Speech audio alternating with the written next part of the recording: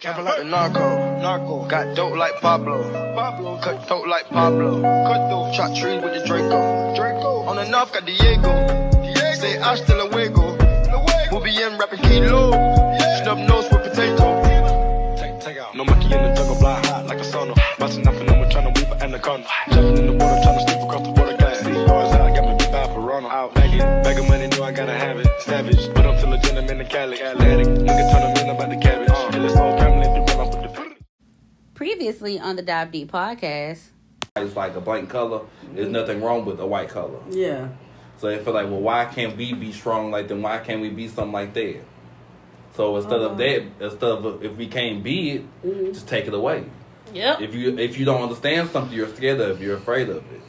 With that being said, with him saying black is powerful, black women are intelligent, why don't y'all black women start acting like that? I have met young, dumb black women. Welcome.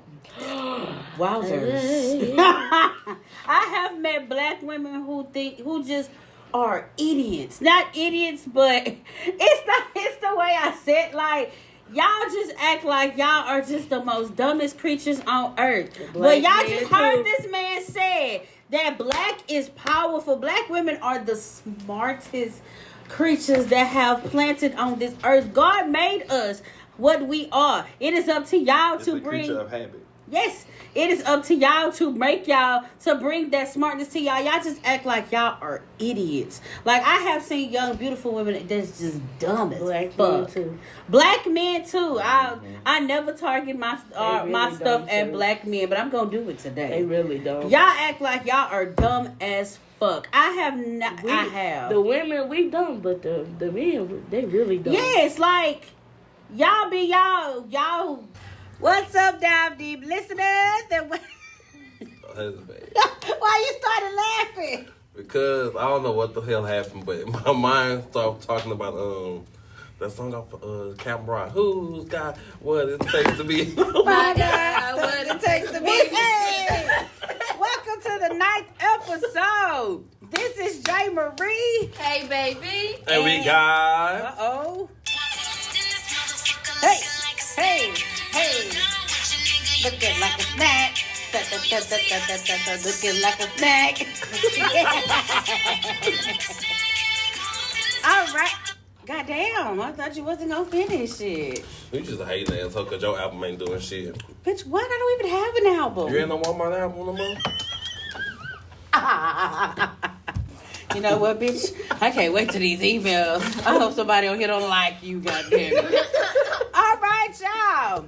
Y'all haven't heard our wonderful voices in a minute, and we damn near haven't seen each other in a minute. So, let's get a recap of how our weeks... It's been 2 weeks, right? You two hosts was just together. What you mean y'all haven't No, seen we each haven't. other? No, we haven't. Why I see y'all on Facebook together? Oh, well, that was just recently. Facebook. Snap. We don't have social media. Let me tell you what happened. I was a lone wolf. Let me tell you what happened. Like so they don't love me. They party without me. Let me tell you, because it's really this one right here in the middle. So this bitch been planning a coffee date and a lunch date with me for like 3 weeks now. All three of them. Ain't been nowhere, but this bitch go out with her other friends. Okay, now he. So pause. So I went out with my little homeboy. You know, we went to go have drinks, and then the bitch was already out with her other friends and wanted to pull up. And this bitch supposed to come see me today at my house. You know what this bitch was? With her other friends and her people. No, bitch, I was actually with my mom at Joanne's, bitch. It's the Joanne's for me. But y'all should be my other friend, okay? Fuck them hoes. You said you liked her. Fuck them hoes. I don't know her, so I don't know how to feel about her. But you just said you liked her. She's good people. See? She gonna listen to the podcast and be like, well, I know you fucking lying. But like, shit, let me give you his number, okay? But don't do me. No, let me tell you about this motherfucker on the left of me. Yeah, this my left. Yeah, the fucking left of me. This motherfucker went to get drinks one good day, and he would post it on Snap, sucking on a motherfucking lollipop. And I had the audacity to ask this motherfucker, where the fuck you at? I was with my mom. He didn't tell me. He didn't even tell me that till later. So, bitch. I was with my mom. So listen, I was with my mom. You was with your other friends, bitch. Nah, sure, girl. Anywho, they don't love me. They don't go with me on weekends. Lies and deceit. When did I see me on a weekend? Boom. Carry on. Damn. Okay, well, we need to fix that, goddammit. We gotta bring in the new year with a bang. But Al, yes, you invited her, right? Yeah. To what? The party in December. Yeah, we going in December. Oh yeah, y'all ain't gonna hear from us probably in December. We for New Year's, we going to Houston to turn up for the New Year's. Y'all niggas did not invite me to that. Oh shit. I'm so interested in your trip. It's his fault. I'll take that one. It's his fault. But you invited. What, Ruben? They don't love me. Anywho, back to the podcast. All right, y'all. Let's go ahead.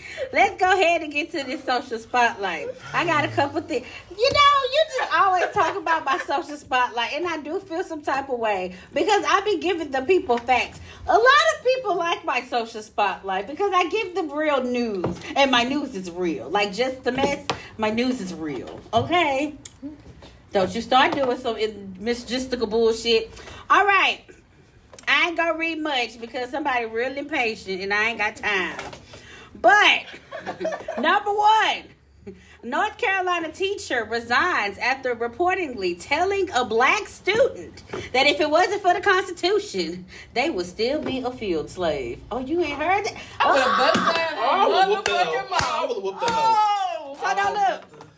So, parents of Winterville Charter Academy recently opened up to WITN News about the teacher who signed their children out during a lesson about the U.S. Constitution. She had them raise their hand during the constitutional lesson and reminded them that if it wasn't for the Constitution, they would be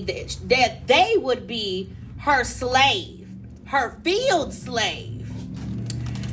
So this is the lady. Her name is Kanisha Tillman. That's her child was in that classroom. Following that lesson, the principal of the school sent a memo to the parents to acknowledge that lesson and to ensure that the teacher would not be returning back. So Kanisha said culturally sensitive. The memo said culturally sensitive training for the teacher that resigned will be provided, along with the proactive training measures for our current and future staff members. In another incident, Tillman explained, her son shared that a white student allegedly called another black child monkey. The black student ended up reporting the incident to the now resigned teacher, and the teacher reportedly said that it was fine and we're all a little bit racist. The principal has since released another memo stating moving to eliminate explicit bases and along with investigating the remarks made by the students. Now, how the fuck y'all feel about it? bitch, I'm over here boiling. Hey, I wish I was just a fly on the wall. I would have flew down her throat and choked the fuck out of her. Like, what the fuck? So you mean to tell me? Oh, bitch, me and I would have went to war with her. And she said her field slave. I got your field slave. Okay. I got your field slave. Like, all right, I'm gonna show you a field slave, bitch. Fucked you up, and then called my mom and my daddy out, especially my daddy. And we would have fucked you up. Well, not my daddy, because my daddy not a woman beater, but still. I would have called somebody who would have tore that bitch up. All right, number two. So Mark Zuckerberg, I think I said his name right, reportedly lost $7 billion in an hour following the outage of Facebook, Instagram, and WhatsApp. I didn't even know he owned all three of them. Yeah. I didn't know it was all three. I just thought he owned Facebook. No, he used to own all of them, and he used to own MySpace. But I think he owned Instagram because they interlinked with each other. But I didn't know he owned WhatsApp.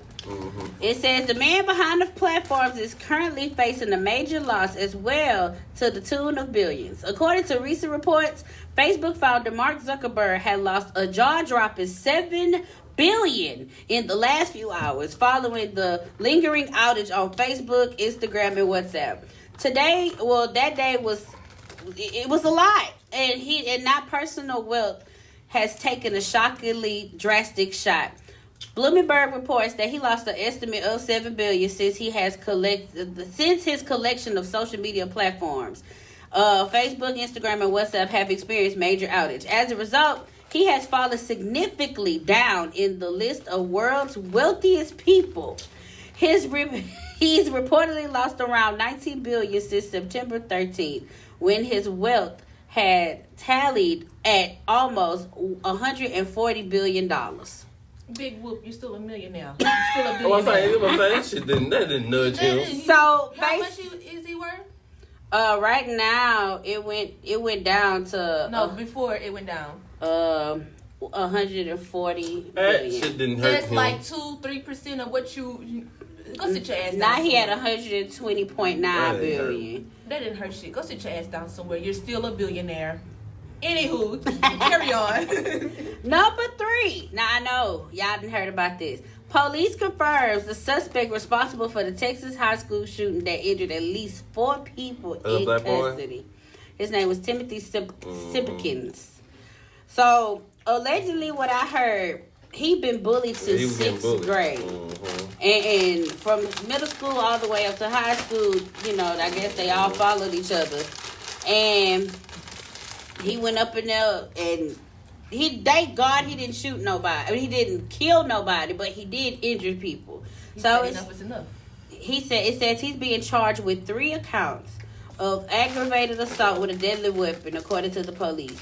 Reports state they believe the shooting, which resulted in at least 4 people being injured at Timberview High School in Arlington, Texas, occurred after a fight where he drew his gun. And then also, his family spoke out on the school shooting, saying the bullies playing a big role on the incident. They said that after Timothy was taken into custody, his family spoke with the media about the incident and cited bullying as one of the major facts that led to the school shooting. Kara Harrison, a spokesperson of Timothy's family, said he was scared. He was afraid. There's a video that's all out on social media that would attack him and bully him and taking his money, harassing him since he been in middle school. Yeah. They said, however, they did not justify the shooting and said, we have to take a look at the facts. Bullying is real and it takes us all. Which is true. I'm not saying it's right, but a lot of school shootings and stuff happen because those children were bullied. Mm-hmm. You fix the children who are bullying, you have your resolution. You know. Mm-hmm. Well, I'm not gonna read the other 2 because the other 2 were kind of irrelevant, and I could hear him smack as soon as I say one of them. Well, 18 NBA players got arrested for defrauding. Don't give a fuck. Hold on, for defrauding the NBA wealth and welfare benefit plan. And they name dropped. Let's see. Shannon Brown, Terrence Williams, Allen Anderson, Ronald Glenn, a.k.a. Big Baby Davis, and some more people, okay? But that's about it. Oh, my goodness. All right, that's it for the social spotlight. Let's get into the topic. And I know y'all heard the topic we're going to do. And we bringing it back like Cairo Pratt. Black Lives Matter Revamp. Okay? I don't think we all got the chance to actually be on that episode. I don't know. I'm gonna have to listen back. Yeah, we all was. We all was? KK wasn't there. The one I wasn't on was the one I wanted to be on. The abuse. Oh. Okay. Well, we all was on there, but shit, we about to bring it back. So, let's talk about it. What do y'all know about the Black Lives Matter movement? Like, what do y'all all know about it? Like, from the first time we talked about it, from when y'all heard about it in school to now, like, what all do y'all know about it? Black Lives, the movement itself, like the program. Movement or just Black Lives Matter in general, like, just period. I mean, as far as what I know, it's like black people, especially our black men, have to be more controversial. The meaning of walking on eggshells. If we do the wrong move, it can cost us our life. Yeah. But as far as the movement, I might get ridiculed for it, but I personally don't follow the movement because I don't follow I don't think I follow. What is the movement? Like, I mean, Somebody explain it to me correct. I'm kind of slow. I mean, it's really like But- it's like really like black activists from my understanding of it is, you know, who try to promote like us and our safety, especially our black men, because what you have Trayvon Martin, you have George Floyd, you have Sandra Bland. That's the name, right? Mm-hmm. You know, you have all of these people, Martin Luther King. You have all these people who Malcolm X. Malcolm X. You have all these people who died, you know, by the hands of a white man. Yeah. Oh. It's just to try to protect us and educate us. So, I do have an actual question off of my normal questions. Do y'all feel as though white lives matter? Yes, every life matter. I feel every life matter. But That's what I was trying to say. Do all lives matter? But do y'all specifically feel that white lives matter? I mean, I do, but they use that to the advantage. Like, they pulled that white privilege card. The thing is, every life matter. I don't want to say white lives don't matter, they do matter. But in school, I was given a paper. And black people, with African Americans, are the lowest percentage on education. We are the lowest. Why? Because they give us, what's the word? They don't want us educated, Right. basically. They want us to be, you Dumb. know, in poverty, drugs, you know, unintelligent. They want us to be dumb. The highest bracket, I think, was, of course, Caucasians, whites. The Asians, Vietnamese, stuff, people in that bracket, like, we are the bottom. Like, our percentage is low because they don't want us, you know, Yeah. to be nothing in them. And even, like, when you do have black people to become something, we're intimidating. You know, look at it on TikTok now. Like, I love it, you know, because technically I'm biracial. My great-grandmother or grandfather on my grandmother's side was white. But still, like, black people get on there and they start a TikTok trend and then let a different race go on there. It takes over and it flushes off. And then we get discredited. But the voice behind the whole audio of it is an African American, but because this Caucasian or this Asian person did it, it's a big woo, ta-da, now everybody got to do it. And then guess what? We done been discredited again like we don't matter. You know, they paying for big butts. We're born naturally with big butts. Big fluff, big lips. They're getting Botox and stuff for, you know, big lips. You may have some that are naturally born with ass and lips and stuff, but it's predominantly in us. It's natural for us. Paying for tans. We are the only race that can make any shade of a human. Yeah. That's true. Didn't they say that, like, back in the Bible days, that white people did not exist? It was black people. Yeah. So this is a random question. How the hell did the white person come about? No, but you know, Jesus, I felt Jesus was black. Okay, If you, because like, in the read- Bible yeah. it says that his hair was wool and his skin was The color of copper. So I mean, he had to be black. I mean, he just had to. Have you ever seen, without a tan, have you ever seen a dark Caucasian? You seen a dark Hispanic, you know, a Latino descent. You seen one of those. You seen a dark, you know, Iranian. I think maybe in a dark, you know, Chinese or Vietnamese person. I believe. I don't know, but I know for a fact I've seen. I don't know. I might be wrong on that one. I don't know. But of course, you have seen. You know, you've seen the dark Indians. You've seen a dark, you know, Hispanic and stuff. Us, like. I don't know. I just had to ask that because white people love to pull. I hate that I target white people. I'm not trying to, but they like to pull that privilege, that white privilege card, and you know, it upsets me that, you know, white people actually feel that they are dominant and they are just more period. More smarter, more this and that than black people. But then I'm also upset with black people because, you know, it's a lot of smart African Americans out there. And some dumb ones. I don't mean to call y'all dumb, but some that play dumb are really smart, but they don't use their intelligence. They play dumb. And it's just like, y'all make the black community look bad, but it's just like y'all give the white people a reason to talk shit about the black people.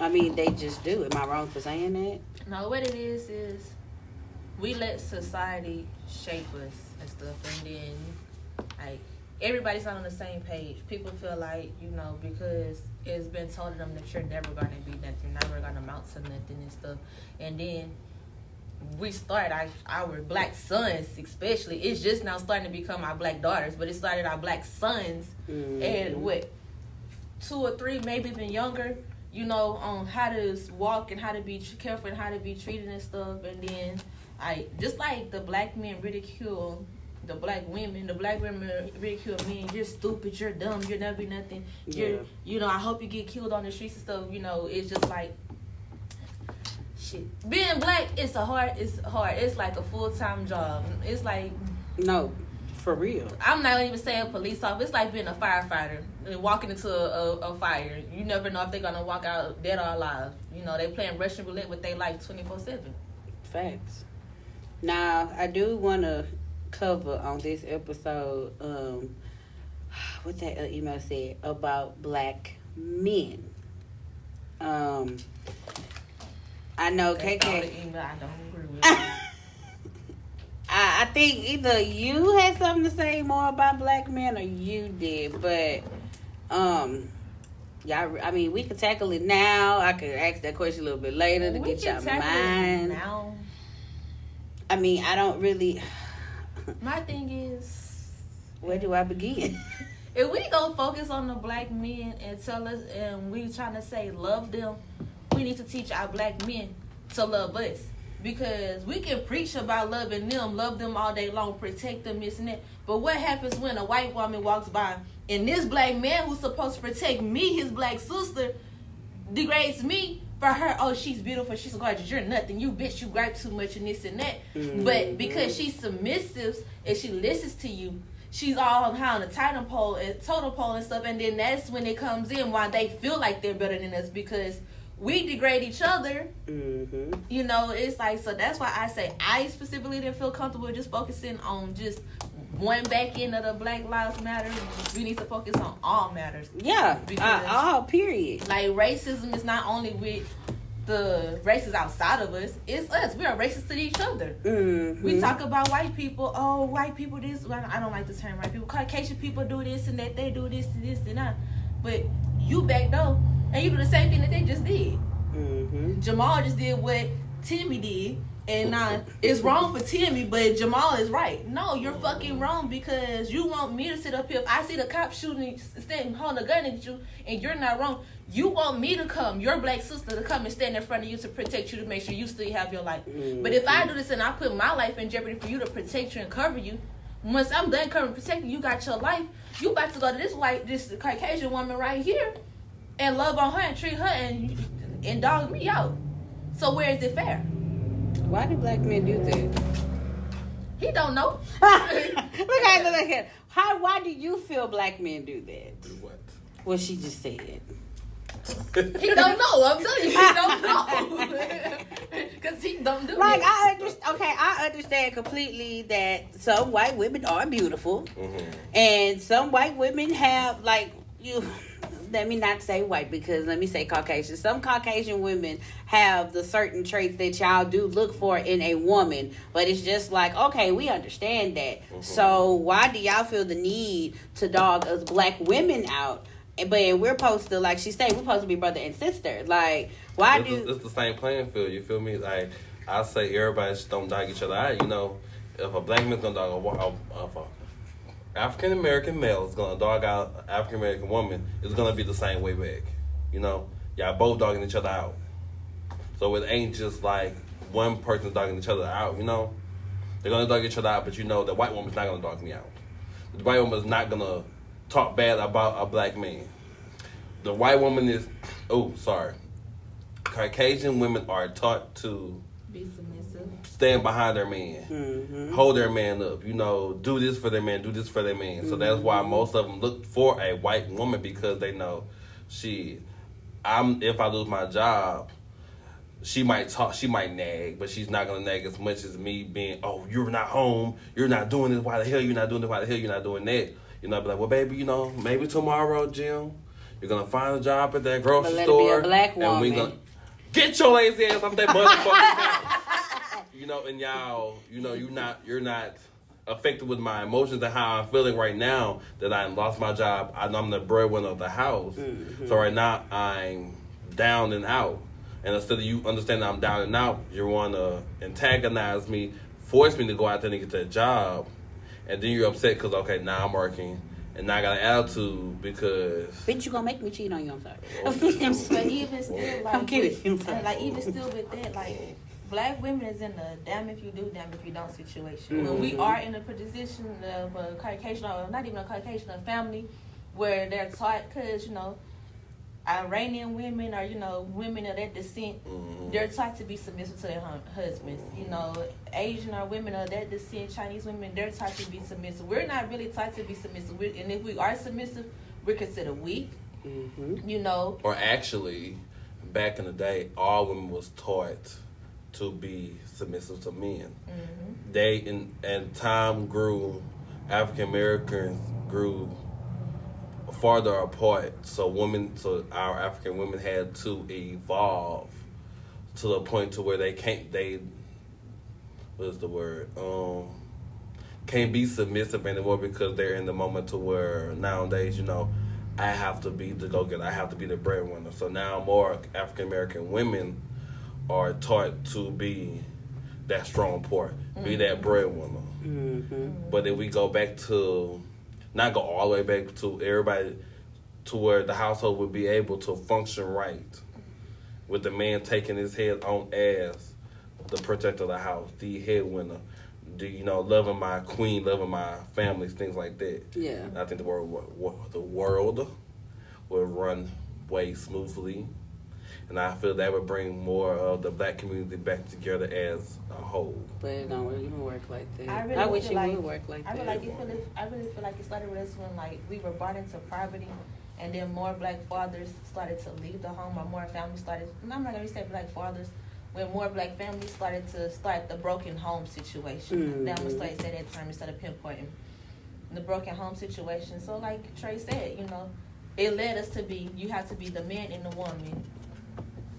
What am I supposed to do now? You know, we don't have, it's rare in an African American family to grow up and actually have the same mom and dad. You know, it's more stigmatized for us to have either no father at all or no mother at all. You know, or if you do have a 2-family parent home, it's, you know, a stepfather or a stepmother. You know, it's rare. Like, I could count on maybe 1 or 2 hands on my family side on how many of my cousins got to grow up with the same mom and dad in the house that never had to experience, you know, a stepfather, stepmother. Right. But me, on my other hand, you know, like, I love it, you know. I grew up with 2 moms and 2 dads, but still, you think I wouldn't have wanted to grow up in a household where I had mom and dad? So my next question was going to be, so why is growing up without a father so common in our race? Because, I forgot where I was watching this or reading this here. What is it called? Who took the picture? That Sorry, nigga. continue. We laughing at something we see, y'all. It's always you. It's always you. He cut me off guard. I am so sorry. That nigga ears was big. I'm sorry, continue. But, okay. That comes down from, you know, them knowing that, okay, if you think about it, okay, the man is the protector of the home.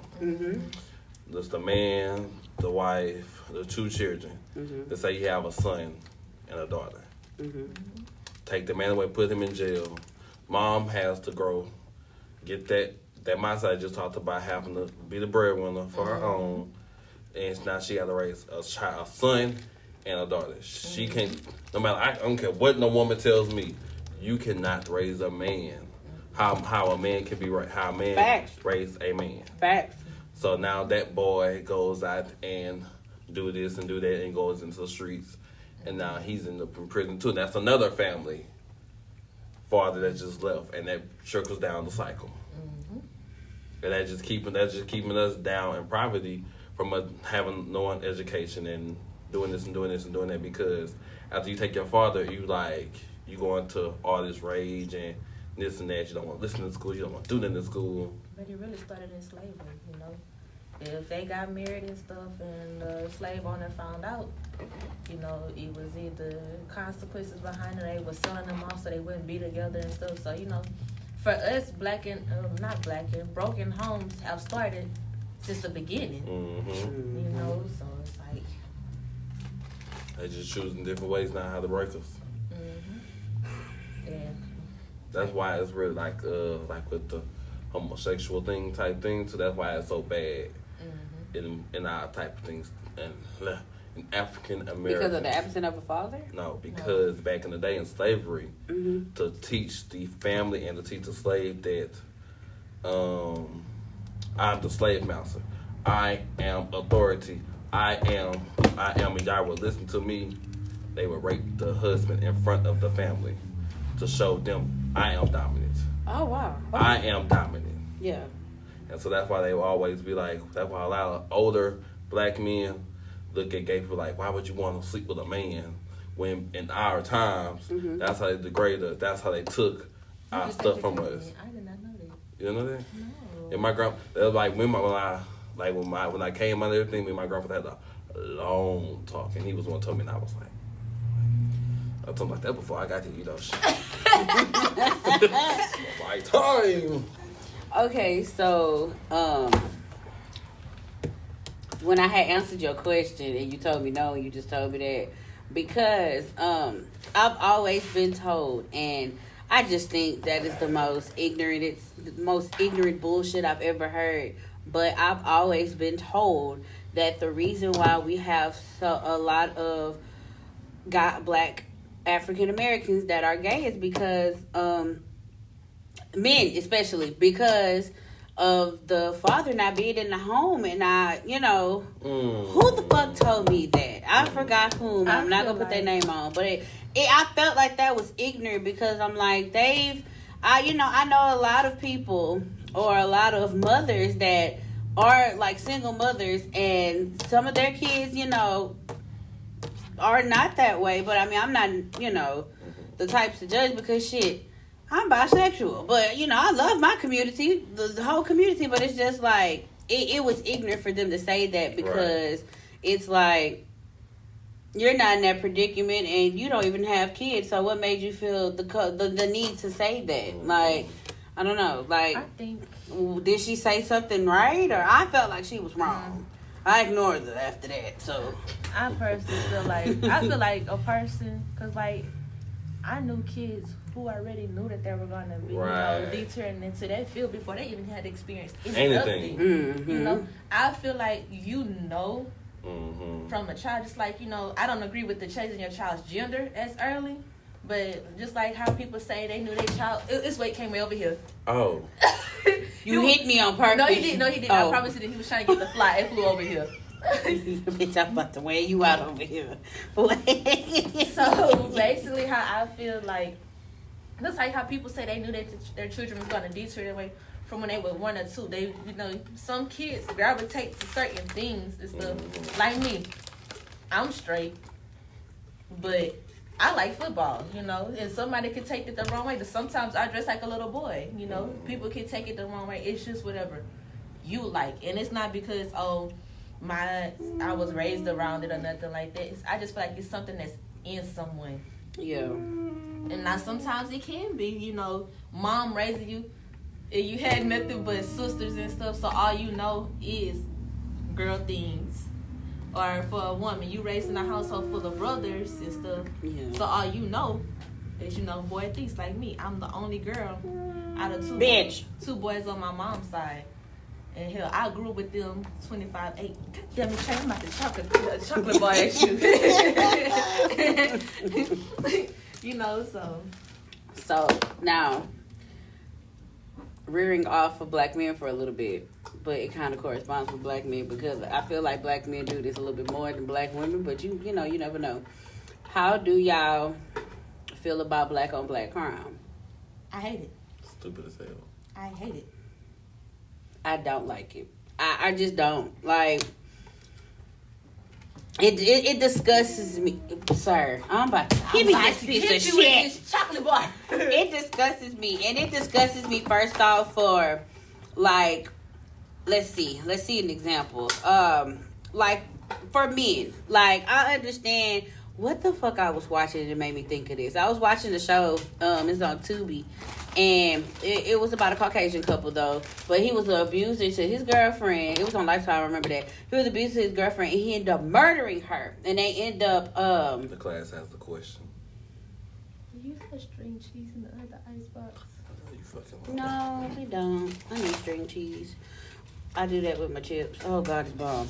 But he ended up murdering her, and they ended up taking him to court. He did life and stuff like that.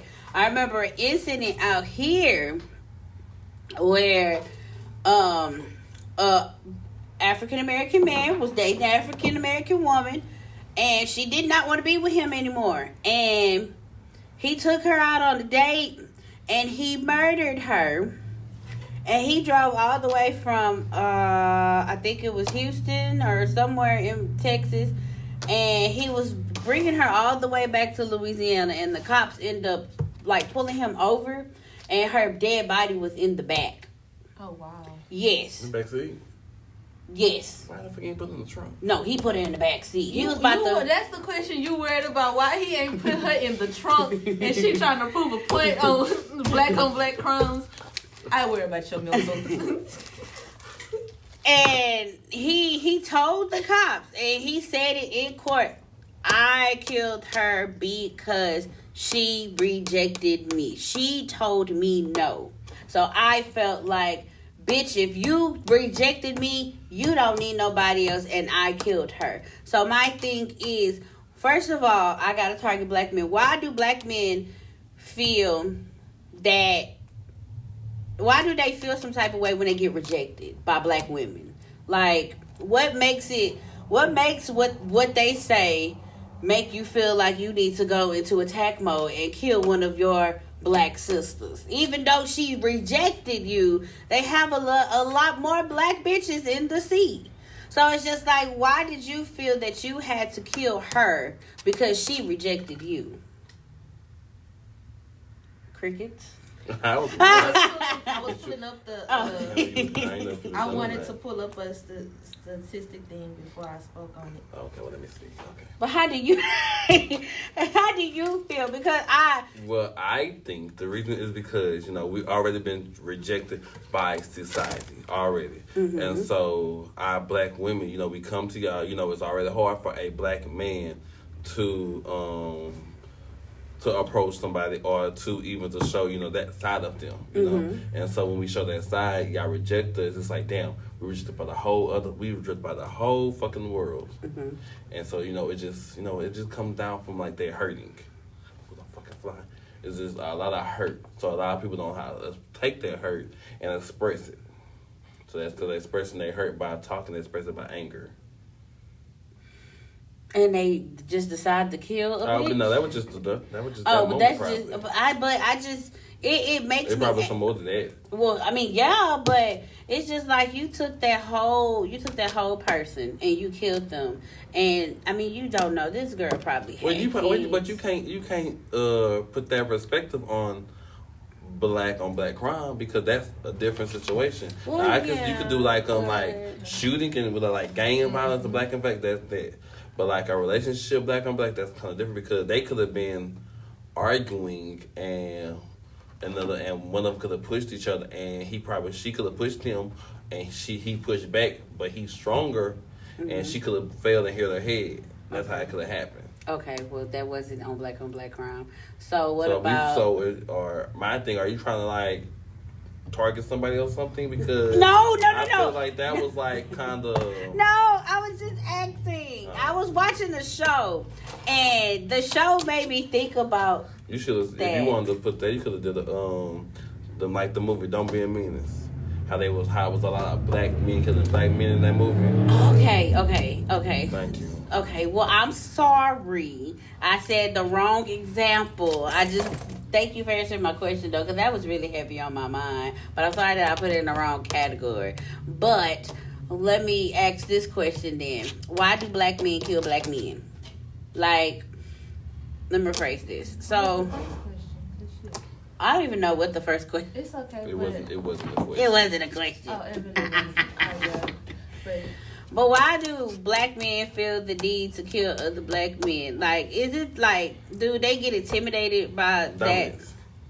Thank you. I was just about to say that. Explain. It's like having basically. I mean, I just want to hear you explain that to me. I know what that means, but I want to hear it from you as a black man. Well, damn, just fuck me like I fucked me on the weekends. Damn. No, I want to hear y'all. Like, okay, let me phrase it. I want to hear y'all because my definition of that and my answer of that could be completely different from y'all two, especially her right here because she be having a lot to say about black people, period, and it be wise words. So I just want to know. I consider black people, we're like wolves and stuff. Or like, I'm not gonna say wolves, like a canine. Lions. Lions? Yeah, you have two dominant. Okay, just say you a herd of lions. Mm-hmm. You have. I'm stuttered for a minute. Let me make it. You have a herd of lions. You can only have one male lion, but you can have a whole herd of females. Yeah. So what it is, those two men are going to get together and fight for dominance. For us black people, the man is dominant. So if this black man go over here and try to, overpower this man, or where he feel like he got one up, guess what? It's like putting two lions in a pen, two male lions in the pen, and what they're going to do? They're going to fight to see who comes out on top. So if he shoot this one and he killed this one, guess who just came out on top? And that's what they want. We have been trained, to kill each other. We're just now somewhat, not even fully, somewhat getting to the point to where we're teaching, don't fight, put the guns down, love each other. We're just not getting to that point. I mean, but they done made it so you can walk around this bitch with a gun. So it's just like, shit, it is what it is, really. And that shit is more scarier. That is setting us up for failure. They know. Because what it is about this is that now, and then pretty soon it's going to be some new age drug coming in to wipe us out. Because you already have, minorities with crackheads and stuff. Weed is Where do y'all think the drugs come from? Like, the only one. And we'll talk about that on the next season. Yeah. It's like, you about to have a hard... weed is, it just make you really dumb. Just to be real about it. But... it makes some people smart and do different things, but it's like as far as like pills, harsh drugs and stuff, it's either gonna one, take us out, two, it's gonna have that one person that percentage of people who's gonna wanna buy that versus taking care of their families. So eventually you're gonna start seeing even more broken homes, even more drill houses filled with us, us wiping each other out until enough is enough. Your input on all this, sir? Okay. Well, my last question before we get to the emails. How do y'all honestly feel about this new generation and Black Lives Matter? Like, this new generation being black. Like, just how do y'all feel about it? I feel like they don't understand. I feel like they all are trying to live up to be what they're seeing on TV. There's not enough successful black men in their lives or around that's in the social eye of things in life. So now they have to portray to be what they see. And what they see is like a lot of gangbangers, black men, African Americans, or they see the rappers, they want to be like the rappers on TV and things like that. Because that is what they're living up to. That's what they're being shown. Like, trust me, I love Mo3. I love, the only one who I say is being like a good role model for kids right now, even though he came from that background, is Kevin Gates. Yeah. I can agree with that. He's so much like, even though he wasn't in lifestyle, he don't advertise it anymore. He's more so on peace and stuff like. But shit, I love Mo3. I love Boosie. But what they for? They for violence. Shit, nigga, you get me, I gotta get you, or I gotta get you before you get me. That's what they're being shown. Now they have more male figures like T.I. Who else? T.I., Kevin Gates. You know, Jaden Smith. Who? Oh, Will Smith's son. Jaden Smith. What's that dude named? the Smith family. We don't even want to talk about them. They. What? You got swingers. And she was a swinger. Don't be talking about my in-laws.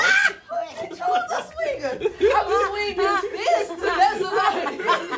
Let's talk about my He said, in-laws. "Bitch, you a swinger? What?" They are swingers. Hell, Jada was in a whole relationship with August. She was not. She was It in was an entanglement. entanglement. A relationship. And I already had the entanglement. conversation with her. Menage We already a talked about trois. She was all in. Either way, it goes to a married woman messing with another man. Hell, I can't say much. Shut up, Dana. Nah. Anywho, but like, if they had more public figures like those three men that I named, you know, somebody that's showing them like, take this and use this for this. Like, if you've been through this, put it in music. Or if you like to cook, put it in cooking. Like, put your feelings towards something else versus I gotta go in the streets and I gotta take another life because they did this to me. And it needs to really start with the judicial system. Like, for me, I had 3 incidents where the judicial system failed me.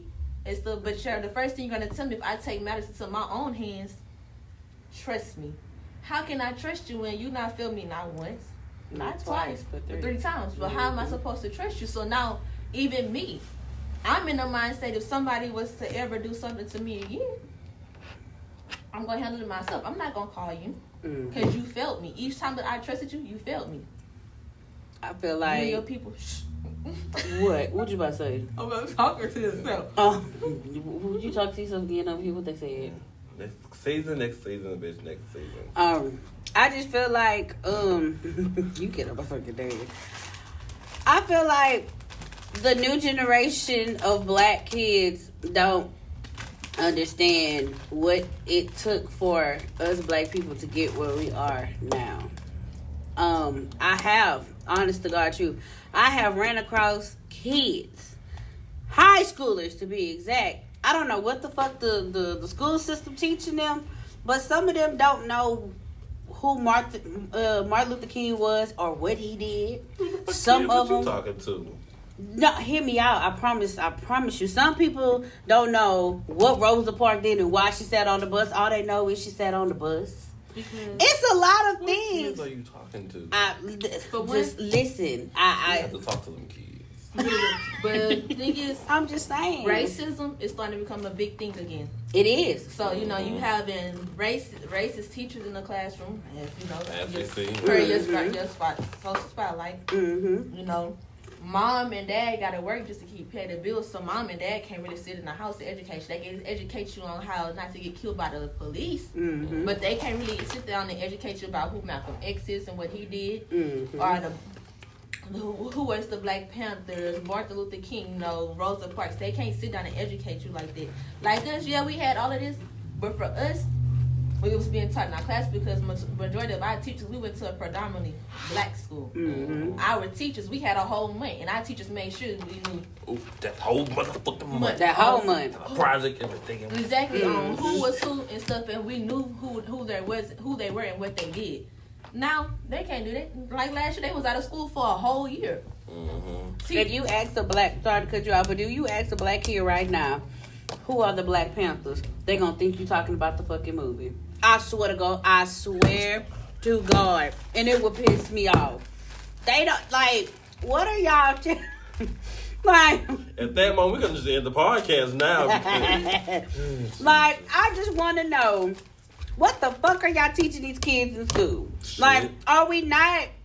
Like, because black people have a really huge impact in history. And So they really it's do. just like, Why are we not talking about that to these kids? When Black History Month comes, we should be telling them this is who the Black Panther was, Malcolm X, this and that. They think Malcolm X is the fucking Cheeto cheese man or something. Like, you don't know what these kids thinking. When I heard that they didn't know who Martin Luther King was, bitch, I was behooved. Because everybody should know who the hell that man was. That man played an impact, a huge impact on how we are in today's society.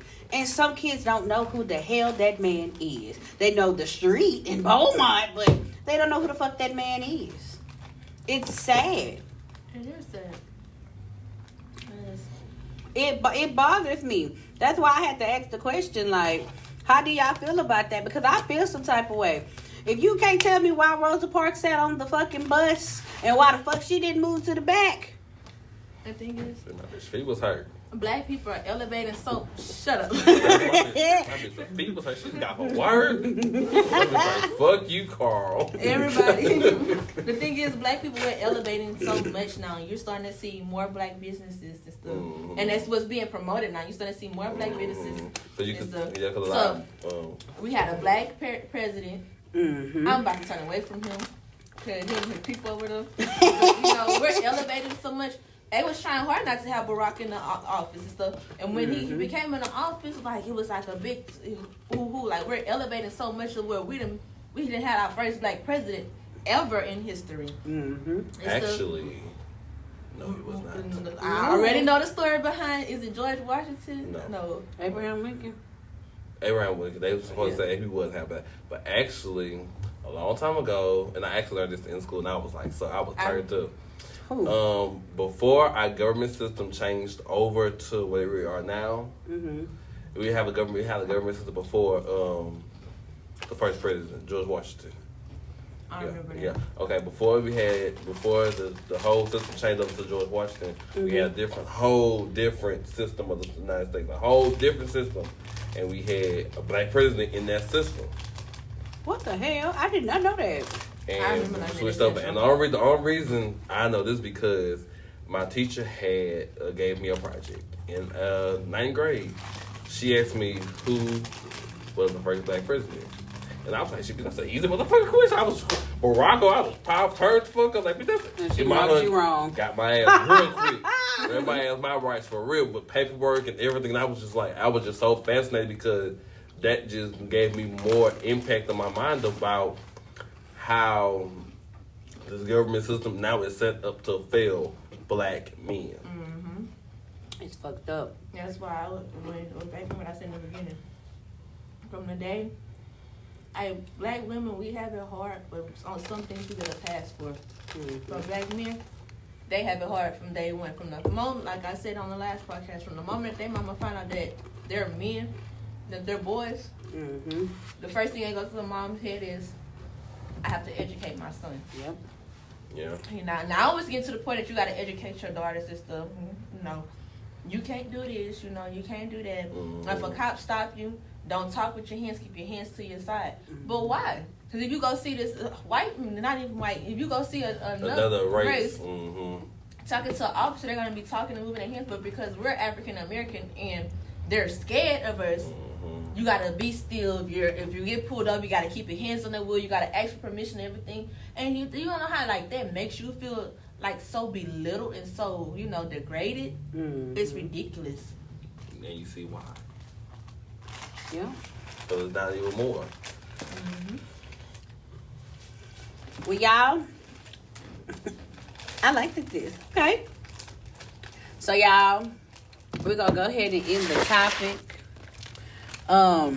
This was a really nice topic. I'm glad that we did a revamp on this one because it was actually what I needed to do. So we're gonna give y'all. Who was your favorite black person in Black History? My favorite black person in history. Black history. Like just throw them out there, Even if you got Google what they did. Damn, I felt offended. They did a documentary on her, the woman she was the black woman who invented hair products. No. What's her name? They have her documentary is on Hulu. Something, what's the matter, CJ? What? No. Wait. For me personally, I feel like it's Barack and Michelle, because they made it so big to where they had that it wasn't that broken family that we're always put out to be. Because for me, family is everything. Right. So like for me, Barack and Michelle, for them to make it that big to where they became president and she was, the president's wife, it shows like not all of us are broken homes. Mm-hmm. It was Madam C.J. Walker. I knew I was right. God damn it. She was an entrepreneur, a philanthropist, I said it wrong, and a political and social activist. God damn it. So when I watched the movie, and the girl who played the woman who played Ma, the leader, what are we looking for? I'm looking for Georgia. Oh, the woman who played the lead role in Ma was She played that movie. yeah, she played the movie, and her story, literally, it just mind boggled me, because it was just like she was the first African American self-made millionaire in America. Like, bitch, you was a boss ass bitch back in the Gap, okay? Them white hoes couldn't them white Caucasians couldn't touch you. White Caucasians, that's the same thing, baby. The Caucasians couldn't touch you, okay? Ooh, shit, I'm sorry. But yeah, that was my favorite person. I just want to say, I didn't know this whole twister. They half of this water, and they got them BC powder still stuck in my throat. I feel violated. But all right, y'all. We're about to end this topic. We might talk about it after the emails, because I just feel like we is. But let's give y'all what y'all wanted. Let's get into these emails, okay? Let's get into these emails. Oh my goodness. All right. It's a double decker. All right, y'all. This episode, y'all must really love us. We got 10 motherfucking emails. Yeah, no, you just told them they better email us for the next podcast. And y'all better keep coming. The next time I come on here, better be 20 of you motherfuckers. Oh, shit. That's okay. We sending y'all some butter. Thank y'all. Dive deep. We provide butter. Him and this goddamn butter. They got Look a at lot that of butter. That butter. All right, y'all. Let's go ahead and read the first email. Oh, I'm so excited. Okay. So, let me see how long this one is.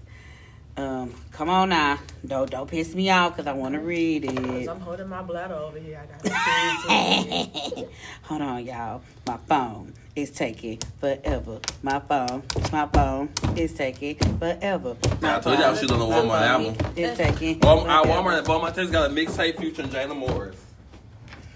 All right, here's one. Okay. It says, where have you guys been all my life?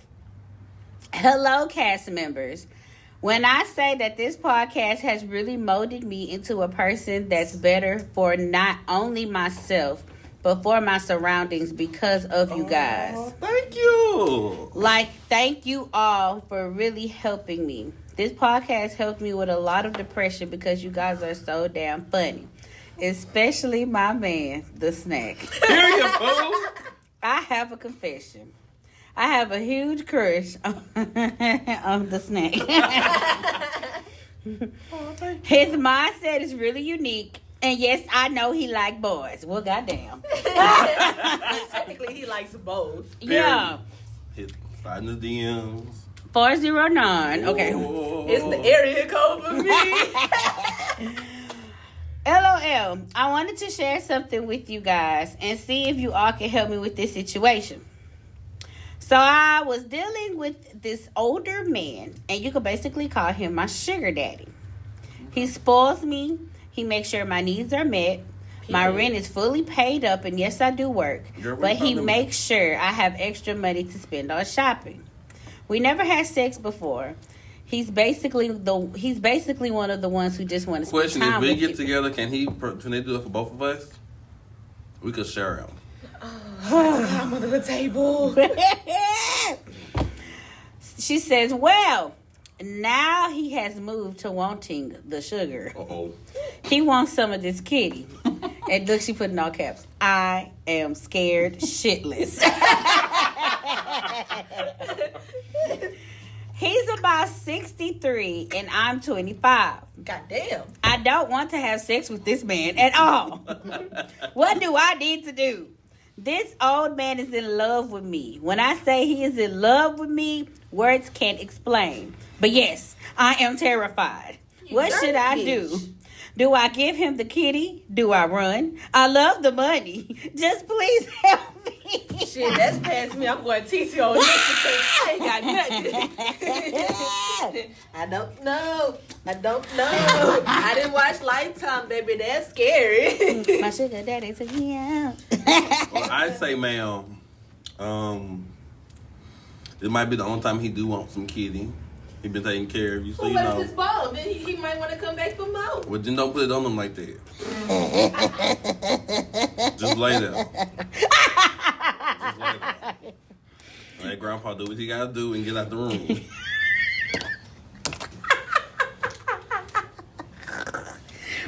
That's your advice you give me.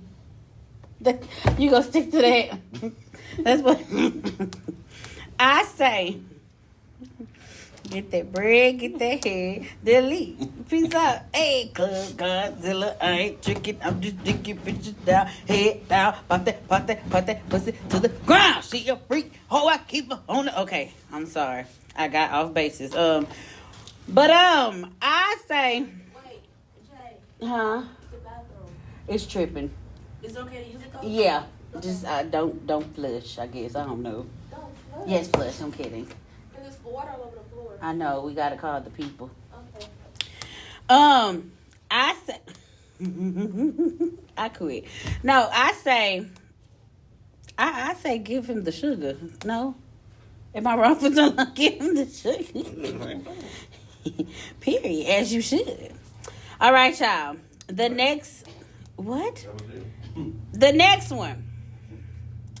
Greetings, Dive Deep. Oh, she says, oh, wait, we gotta wait. Okay, y'all. Shoot. Okay, hold on. So, how was y'all day today? Did y'all have a good day today, y'all? Y'all, we gotta wait till everybody come back so we can present y'all. Bitch, you sitting there talking to them. Yeah, waiting on KK to come back. That's my full-blown conversation with y'all. Y'all want to talk to her. Y'all don't want to talk to me. She Something weird. wrong with me. God damn it. Really weird. But how y'all doing today? Like, is the Lord blessing y'all? And the Lord will make a way somehow.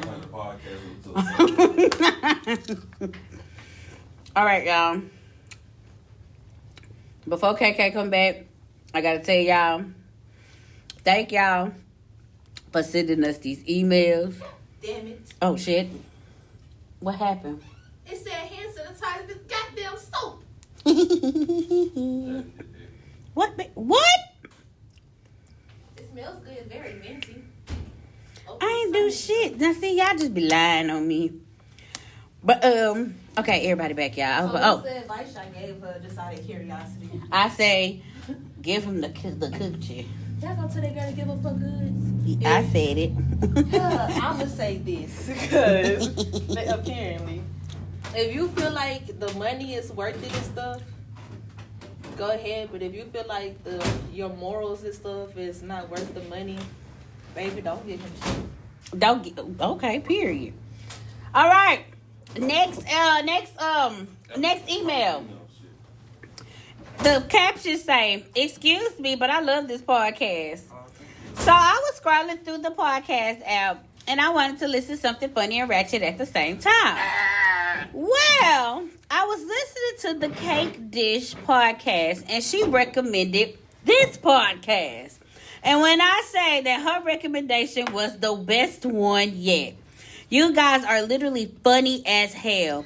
Oh my God, the best episode yet right now is all of season 2. I'm that caught up into the podcast. Season 1 was pretty okay, but season 2 is fuego. I need some help with a problem that I've been having with my boyfriend. He doesn't listen to the podcast, so I don't mind telling the story. But if he did, I still wouldn't give a damn because he wouldn't know who it is. I love her already. So let me start off introducing myself. I'm from Madison, South Dakota. It's pretty chill out here and I love it. Been here all my life. Most of my family is from Keystone and Chamberlain.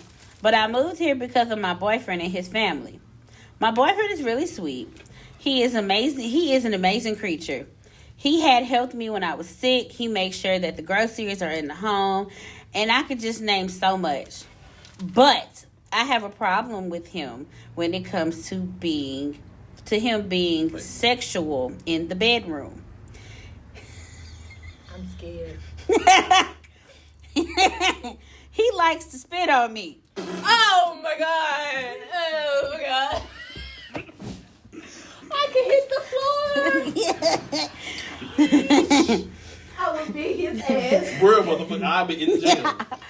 I was raised that spit doesn't belong on a person at all. Hey, man. You ain't lying. He doesn't spit on my stuff when we having sex because that's never the issue. But he likes to spit on me. Like loogies of spit. Oh my god. Lord, I wasn't prepared. I think that it's very uncomfortable. And I've had this talk with him about it and asked him to stop. He does it for a while. And it's like when he gets real nasty, he spits. And I just think it's nasty. What should I do, peeps? Should I talk to him or end the relationship? It's fixable, though. But he just won't stop. I really need help. Please and thank you.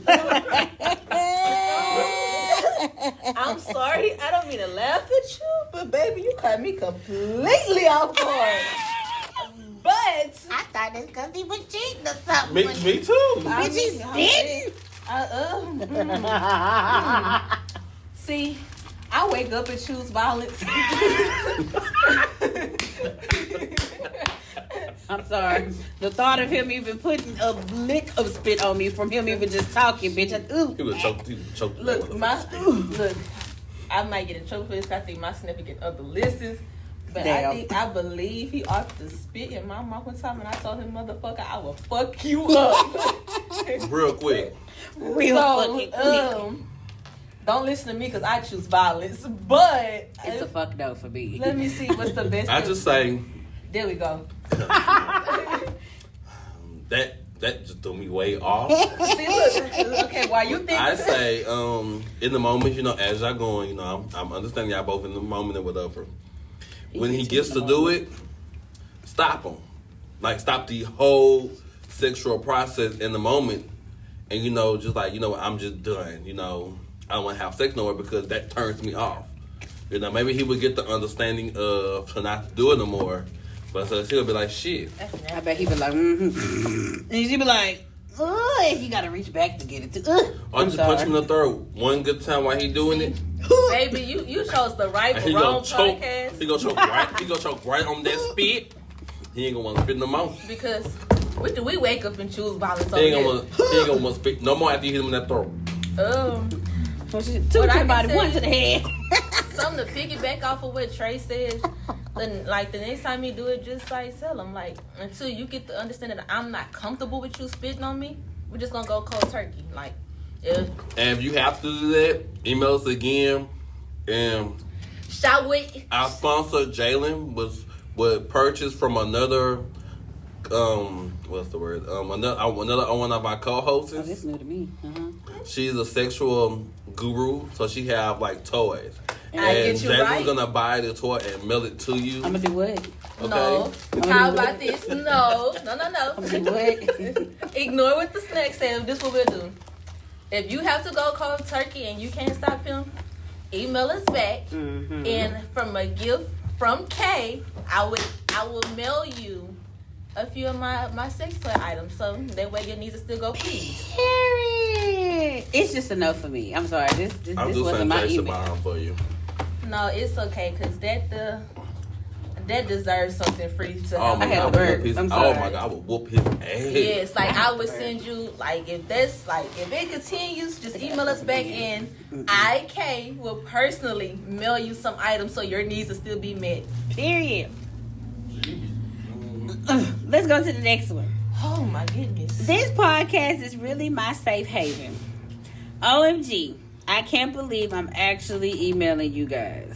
Well, hello. Hi. I was introduced to this podcast from another podcast called Dank and Discussions Podcast with Mickey. Okay.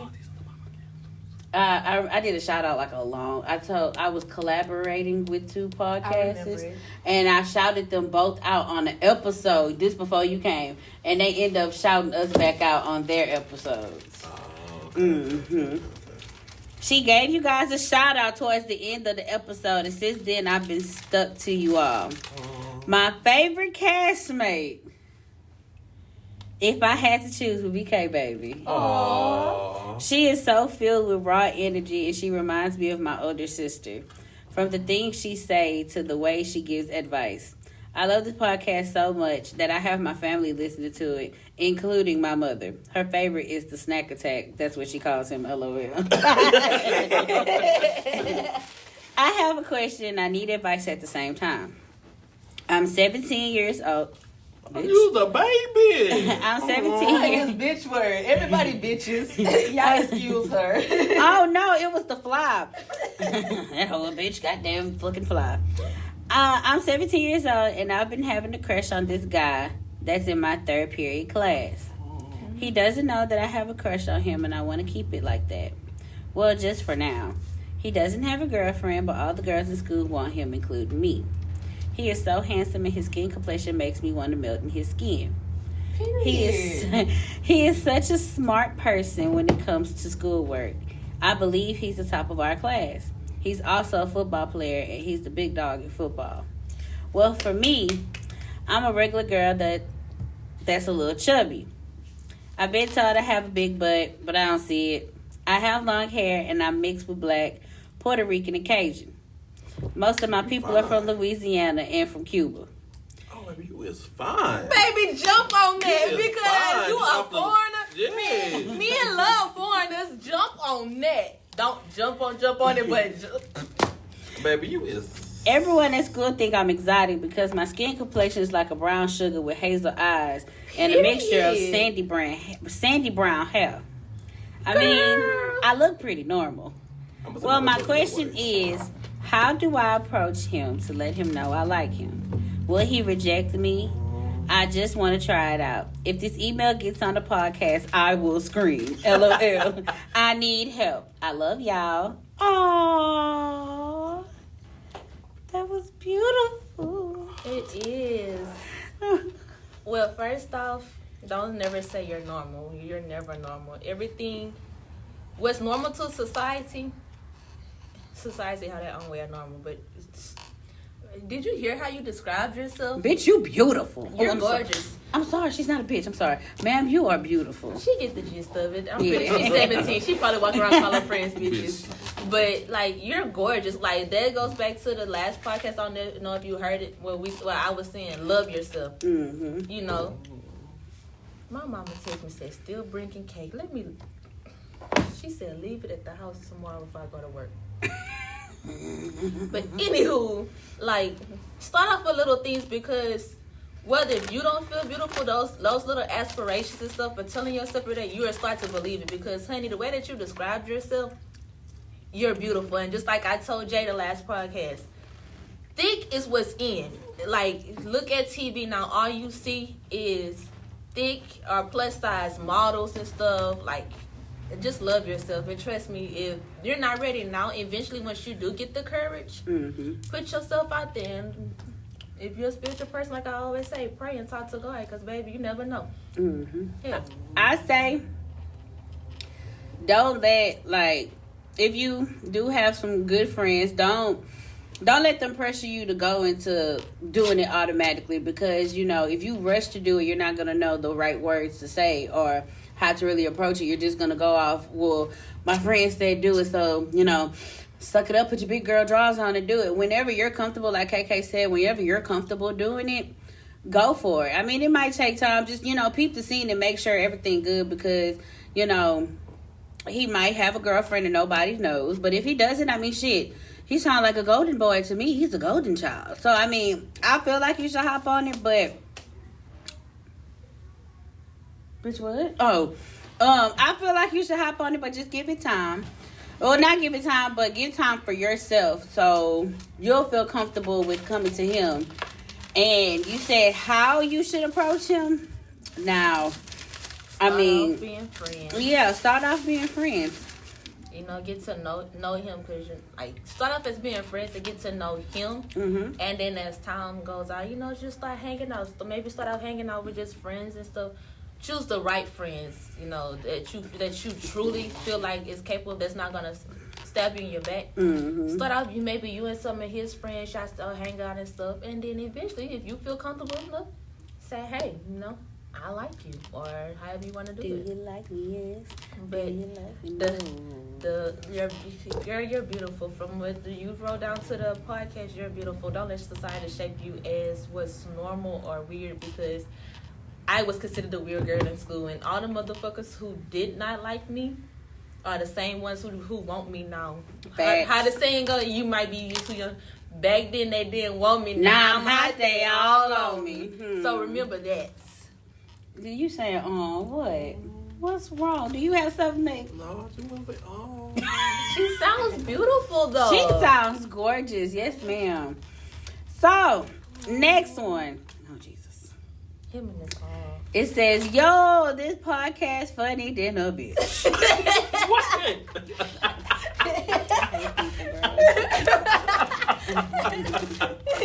It say, what's good, Dive Deep?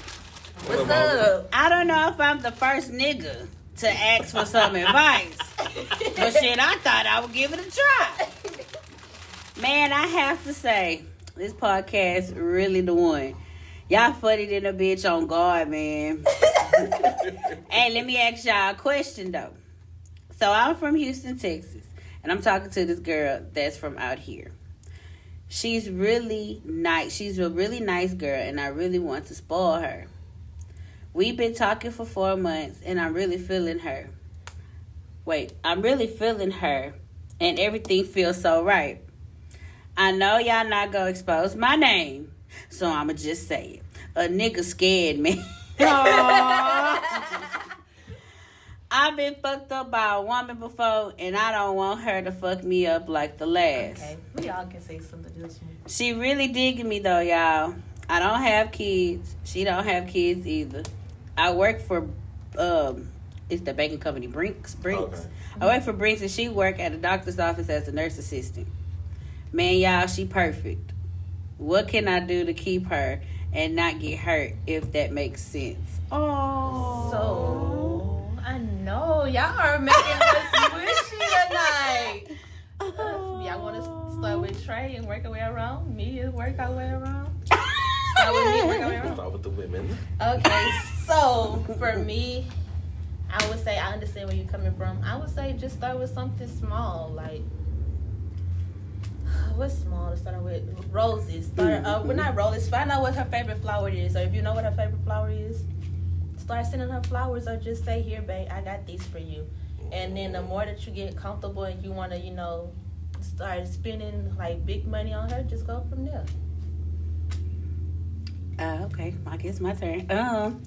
I mean, she sounds really sweet.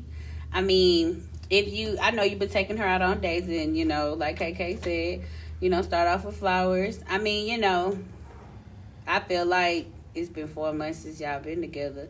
I feel like you should do a night where you get the mood to put the rose petals on the floor, with the candles, with some lights, and the music blasting. Oh, she want y'all to go big or go home. Yeah, like if you and I, she sounds sweet. I hope you email us next time too to give us an update. I mean, not all of us women, good women. It's rare to find a good woman because us women we do have fucked up mentality sometimes because we been hurt before. But if you feeling her and you've told her about the situation before and you genuinely believe that she's different, go with it. Go out with a bang, shit. Rent a hotel, a beautiful hotel. Don't do a motel. Do a hotel. Set the mood, and it's a vibe. This girl here trying to make you go big and big. Make a baby. I'm kidding. All right. Go ahead. You don't even know how to piggyback off of that house. Look, let me try to ease this mood. Do that when y'all go a little further, because I understand. Yeah. I understand completely where you're coming from. Because like I just came out of a situation like that, and what I said was wrong. No, you just know. I mean, but you were just like you far into the relationship type. I just maybe like 6, 7, 8 months, almost a year into it. Yeah, like you want to do little things like chocolates, flowers, do the little like pop things. into her job type. Let's go. You want break? Let's go on a little lunch break while we both on lunch. Oh, that's beautiful. Like things like that. The small things. Oh, that's gonna make me cry. Now, like she said, like do like a little small picnic right. day. Y'all sip some wine, eat food and stuff, and do like maybe some canvas painting or whatever. Like do little small things until you are comfortable with some big stuff. And then once you're there's always the small things that matter most to females. Or just like every now and then, maybe send her, $10, $15, $20. Say here, babe, this is for lunch for today. Just little.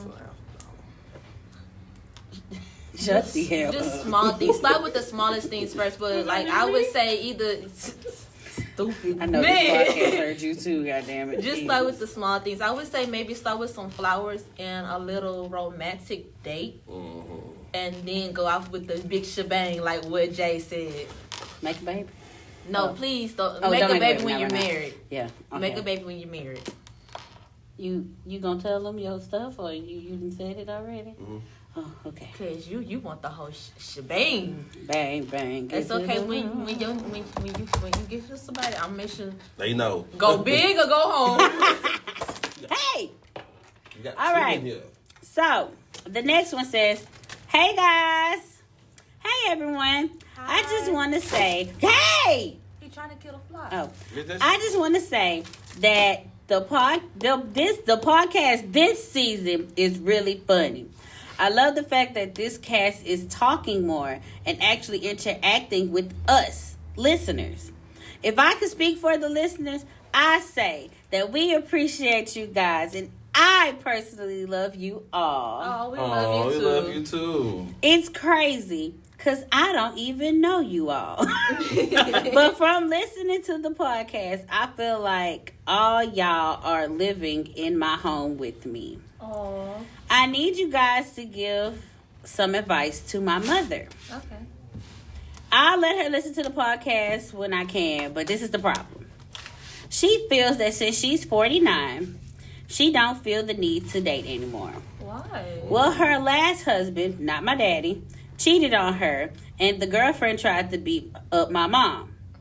Right game, but wrong bitch, my dear. You got to be black. I fucks with it.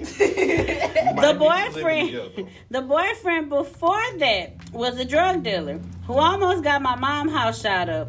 And the boyfriend before that set our house aflame. All because she locked him out the house and told him to go because he was drunk. She toxic. So, she got the good.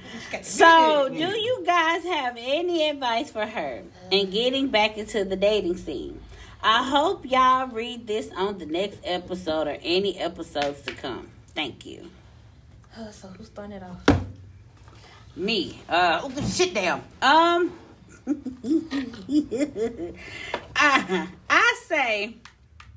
I say she should get back to the dating scene. I mean,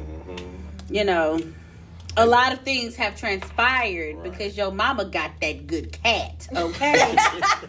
Your mama is blessed, okay? That motherfucker was an ocean, okay? That motherfucker flows like the Caribbean beaches, okay? I can't save my heart.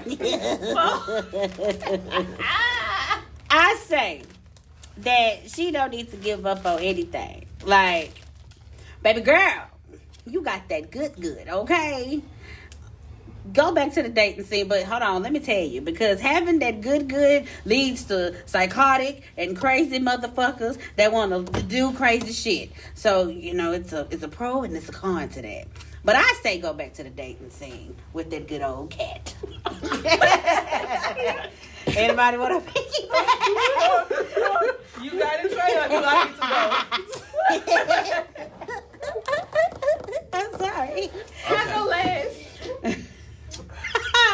Oh my gosh. Oh my gosh. I feel that she should go back to the dating scene, help her ease her way into it, just find, I don't know how you would feel to like, see if you can find somebody that she would like to go out with. I don't know how that would work. What? So, Like helping her find a date, you done? Yeah, because I don't know. I was confused at my own part right there. So, I'm 22, about to be 23, so I get where your mom coming from, because I done had somebody, I done had several people who done tried to kill me, so I can get it. What I would say is... A good pussy. Shut your ass up. I would say if your mom is open to it, try talking to someone to try to help her work through those issues and stuff. And just like, she know the red flags, Tell her, when she noticed the red flags and stuff, just... Hook up with the pastor. Oh, I thought you said with the counselor. That's why I said you. Huh? I'll hook up with the pastor. What pastor? Pastors ain't good either. Pastors are worse. Pastors are They really are perverted pastors people. Be nasty too, though. Oh my goodness. But anyways, I would say, oh my goodness. I would say like, that's trauma and your mom might have PTSD from it. I don't want to diagnose her. So I would say, y'all take the first steps for seeing if she want to go talk to someone about it, whether she find a confidant in you. But I say it's better to talk to someone who's a stranger, who doesn't know, and who can help better, a medical professional. And then just tell her, ease into it. She know the red flags. When she see the red flags, don't ignore them. And just please, baby, leave the hood men alone. It might not have been hood. I can't leave him alone. Selling drugs and almost got the house shut up. That one might be in hood. The drunk could have just been, he might not have been, he could have been a drunk. Just at the house on fire. He could have been a regular schmeggler nigga from the block. Right. And Either way it goes. Just notice the red flags. If they have bad habits like wanting to drink and stuff, or they mental not right and stuff, she's gonna, anybody who's been through trauma, you notice the red flags quicker than anyone who hasn't been through trauma. So if she noticed those red flags, just tell her, say no. And you better make sure you don't give that good cat on the first night, okay? Because it just seems like your cat is magical, bitch. Pixie Fairy does poof. Call the mama. Oh, no, I'm sorry. Woo, ma'am. Your coochie is like Pixie does poof, ma'am. Okay. Heathens, I tell you. Next email. This is a girl who been emailing us from... This my girl? This your girl. What are you doing? So if y'all don't know who this girl is... I want you to go listen to some more episodes. Go listen to more episodes. But from the first episode, from when her family got into it about the MacBook, and she she back. She said, I missed y'all so much. She said, my favorite podcast. Hold on. First of all, let me show y'all how long this is. Always, but I'm okay with that because that's my girl. I'm trying to tell you, I love it. I'm here for it. She said, my favorite podcast. Oh my God. I have so much to update you guys on. First off, I'm pregnant. Wait. Congratulations. Okay.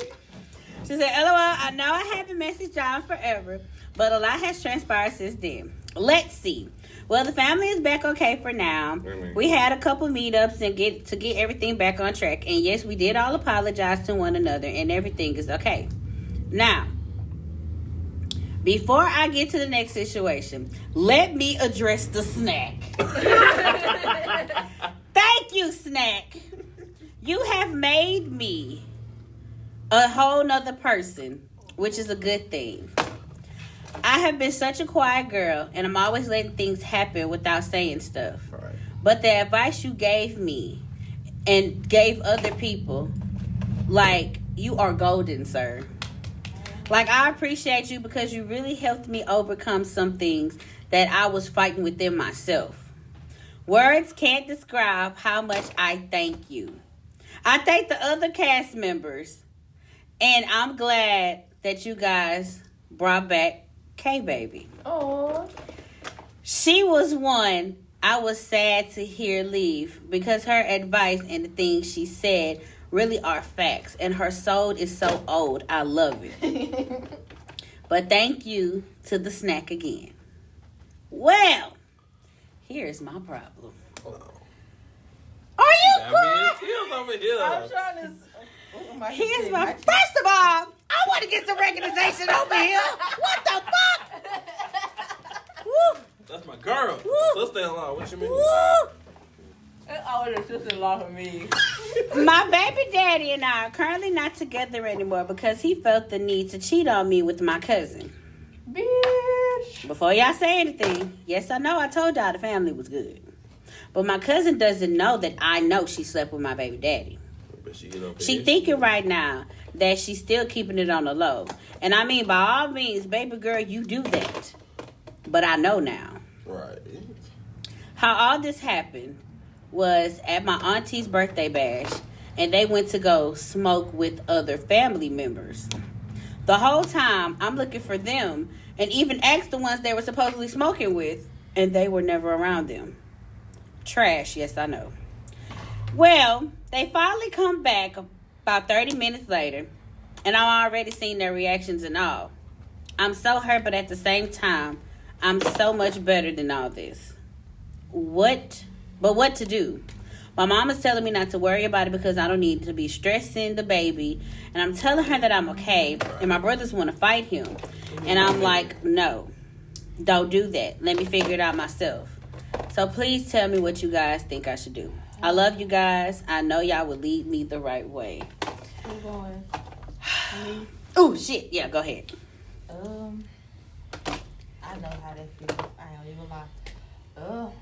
What your mom said is right. I would personally just say, if you just have it on your heart and you feel like your spirit isn't going to rest until you speak on it, I know it's kind of hard to say something like that and not get upset, but just try to say it calmly and say, you know, I know you did it and stuff, and I was like, we're supposed to be family. It's something family don't do to each other. Like, I love you the same, but I just can't fuck with you that way no more. Yeah. And as far as your child's father, like, he's just a fucked up individual. Excuse my language, but he's a bitch. That's just what it is. He's a bitch.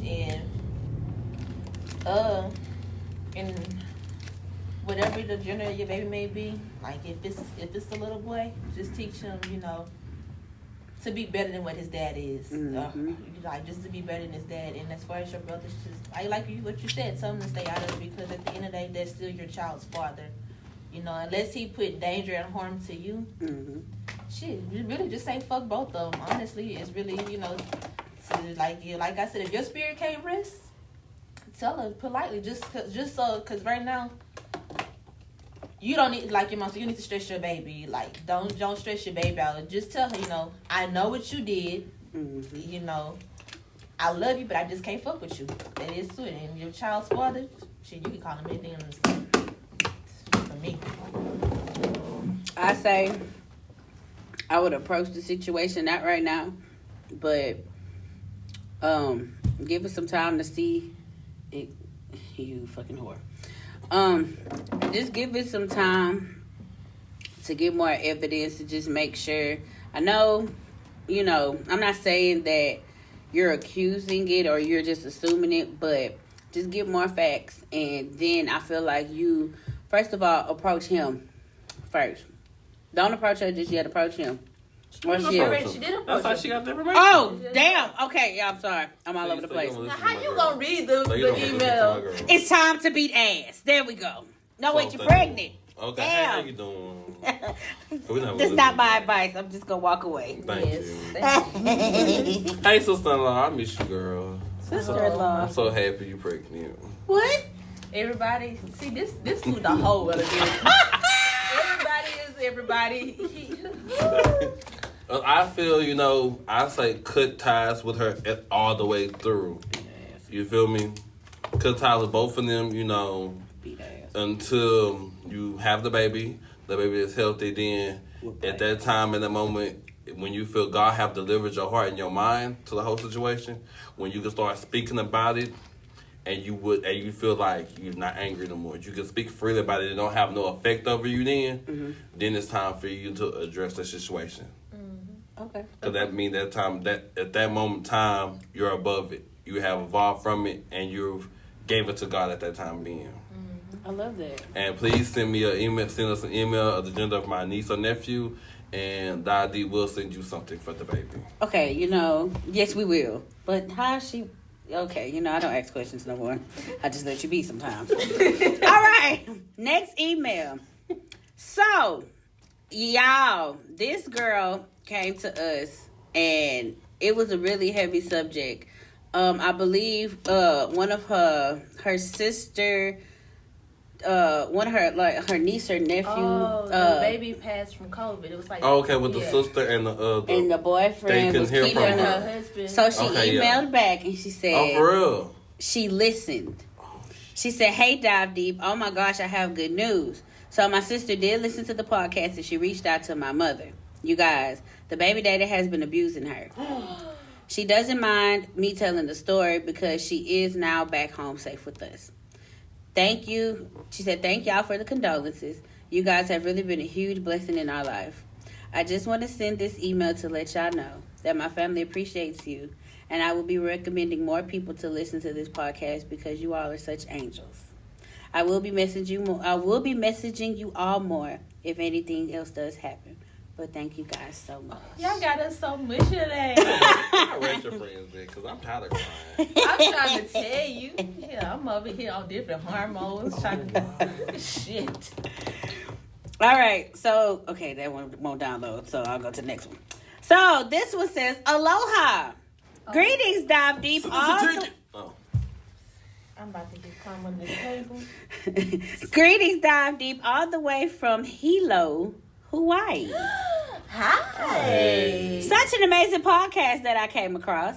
I love you guys' energy and all the positive things that you say on the podcast, including the episode about Black Lives Matter. Oh, wow. Wow. It's important to stress that out to the world and let the world know about Black lives. I don't have much to say, but I do have a question. Why do women feel comfortable in telling their business to social media? For example, I have an associate, she used to be my friend, that's dating another close friend of mine. He confides in me when they are going through it, and I make sure to keep all my... Ooh, excuse me, I burped. Oh my God, to keep all the secrets within me. Well, she's the polar opposite. She goes on Twitter and Instagram and feels the need to exploit their business. Like how big or small his penis is, how good he is in bed, especially when they get into an argument. He's all type of bitches and pussies, and it's just disgusting. And dudes would comment on her stuff and make fun of him. It hurts me because he's my close friend, and I feel some type of way about all of this. So why do women feel comfortable airing their business out on social media? And also, what should I do about the situation at hand? Thank you guys for giving me the opportunity to ask a question. Don't look this way, cause baby, This ain't my battle. Go ahead. He's not a woman. Oh shit! This is our battle. Okay, so shit. I feel some women go on social media and put their business out for attention. I mean, they're attention seekers. They want people to be in their business. I mean, yeah, they confide in their friends, but it's just like, oh, or sometimes it's a revengeful thing. Like, oh, he on social media, let me put our business out to let the world see him in a different light than what y'all see him when he presents himself to y'all. So sometimes I just feel like it's either some form of revengeful thing, or she's just a attention-seeking whore. She likes the adrenaline of people commenting on her post and, oh, yeah, he a bitch-ass nigga. This is, like, she likes that shit. It gives her a thrill. Mm-hmm. So she's going to keep doing it because motherfuckers keep entertaining her ass. Mm-hmm. Yeah, basically what Jay said. I really don't have too much, but as far as with your friend, like I tell anyone, like you can give your friend advice and tell them like they're better than they don't have to accept that, but until your friend person say enough is enough, I didn't had enough, it's really nothing that you can do because this is gonna keep it in an ongoing cycle. So it's really on your friend to say, you know, I deserve better. I'm not taking this shit because like basically what Jay said, she's attention seeking. She wants the attention. Like some women, they probably grew up without an attention, or they probably grew up with all the attention and stuff. So ridiculing and trying to belittle somebody to get that attention, it's a thrill. It's an adrenaline rush. Yeah. Oh, well. You wanna? Oh, He's not a woman. You don't know. Yeah. I'm sorry. All right, the next email, we got the last one after this one. Now, this old girl that had pissed us off will piss me off. I'm waiting for the other one. Is this the last one? That one I'm saving for last. That's why I haven't said anything yet. Okay. But this one, she had rubbed us the wrong way. The first email she had. Y'all the wrong way. Yes. But But she emailed us back, and now she has emailed us back again. And she said the knowledge on you all. I take back everything when I emailed y'all the first time. I love this podcast as a whole. The advice that was given really helped me. I want to tell you all thank you, but I want to especially thank K-Baby. The way she broke the situation down, coming from someone who is a mother of someone's child, is literally mind blowing. I never looked at it at that light, and I was wrong for judging the girl I was emailing about because he was playing both sides. He was still in communications with the girl, having sexual interactions with her and all. It hurts me because I really liked him, and I believed at one point that he would change his ways for me, but he did not. I have a question, and it's more towards J. Marie. I heard that you were looking for love, and you've been in a relationship that literally broke you. How do you bounce back? Seems like if someone broke me until I couldn't do anything, I would have been down bad. Not saying that you should be, but I mean, you sound too happy in every episode to be such a broken soul.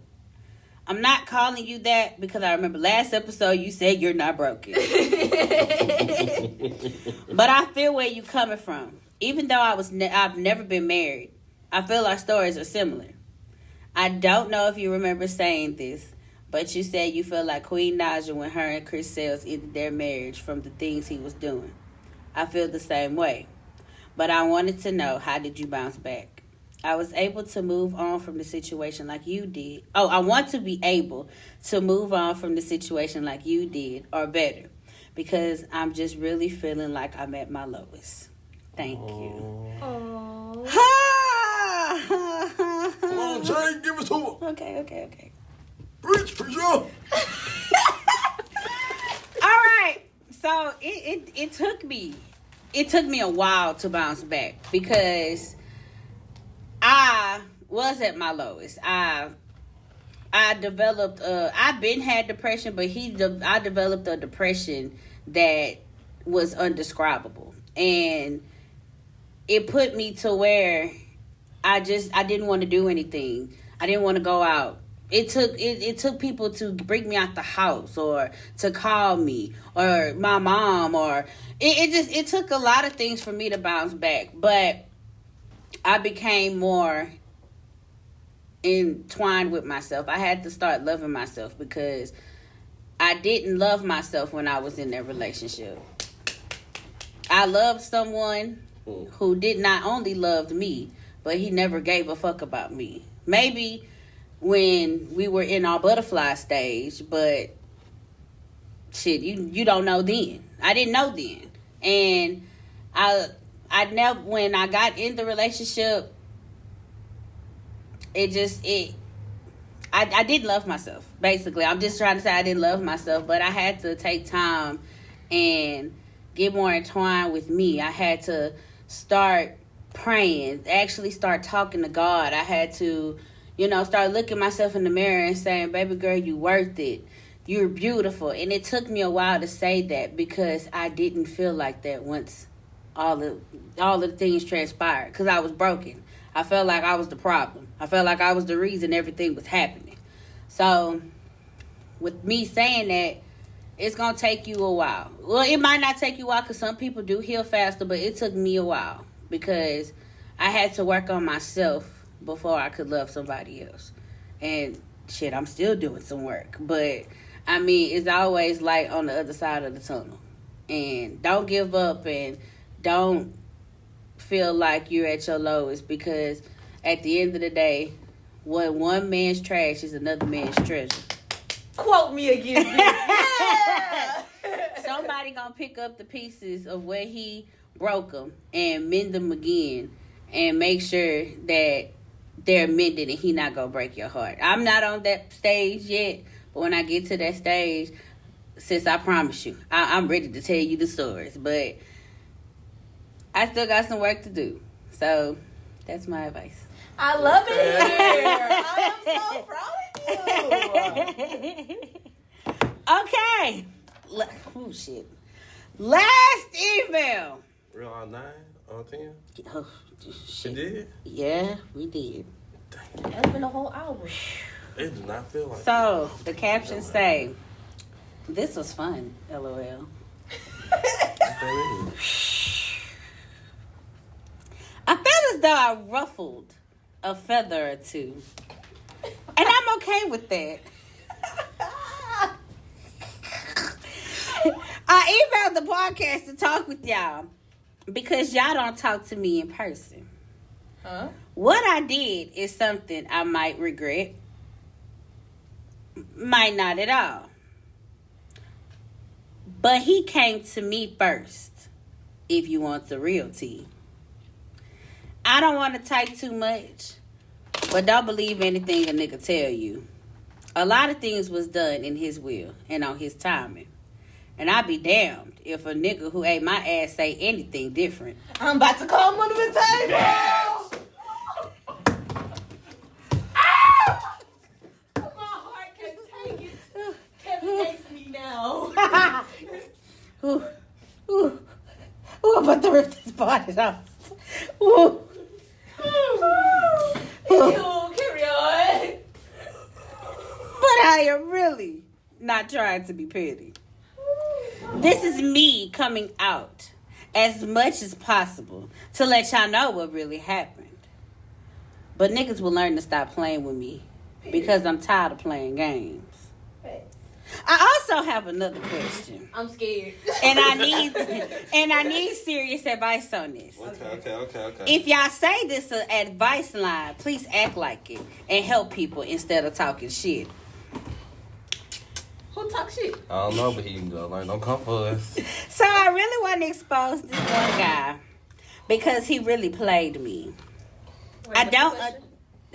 It's They not got the question yet. yet. I don't understand why niggas do that because I was really feeling him.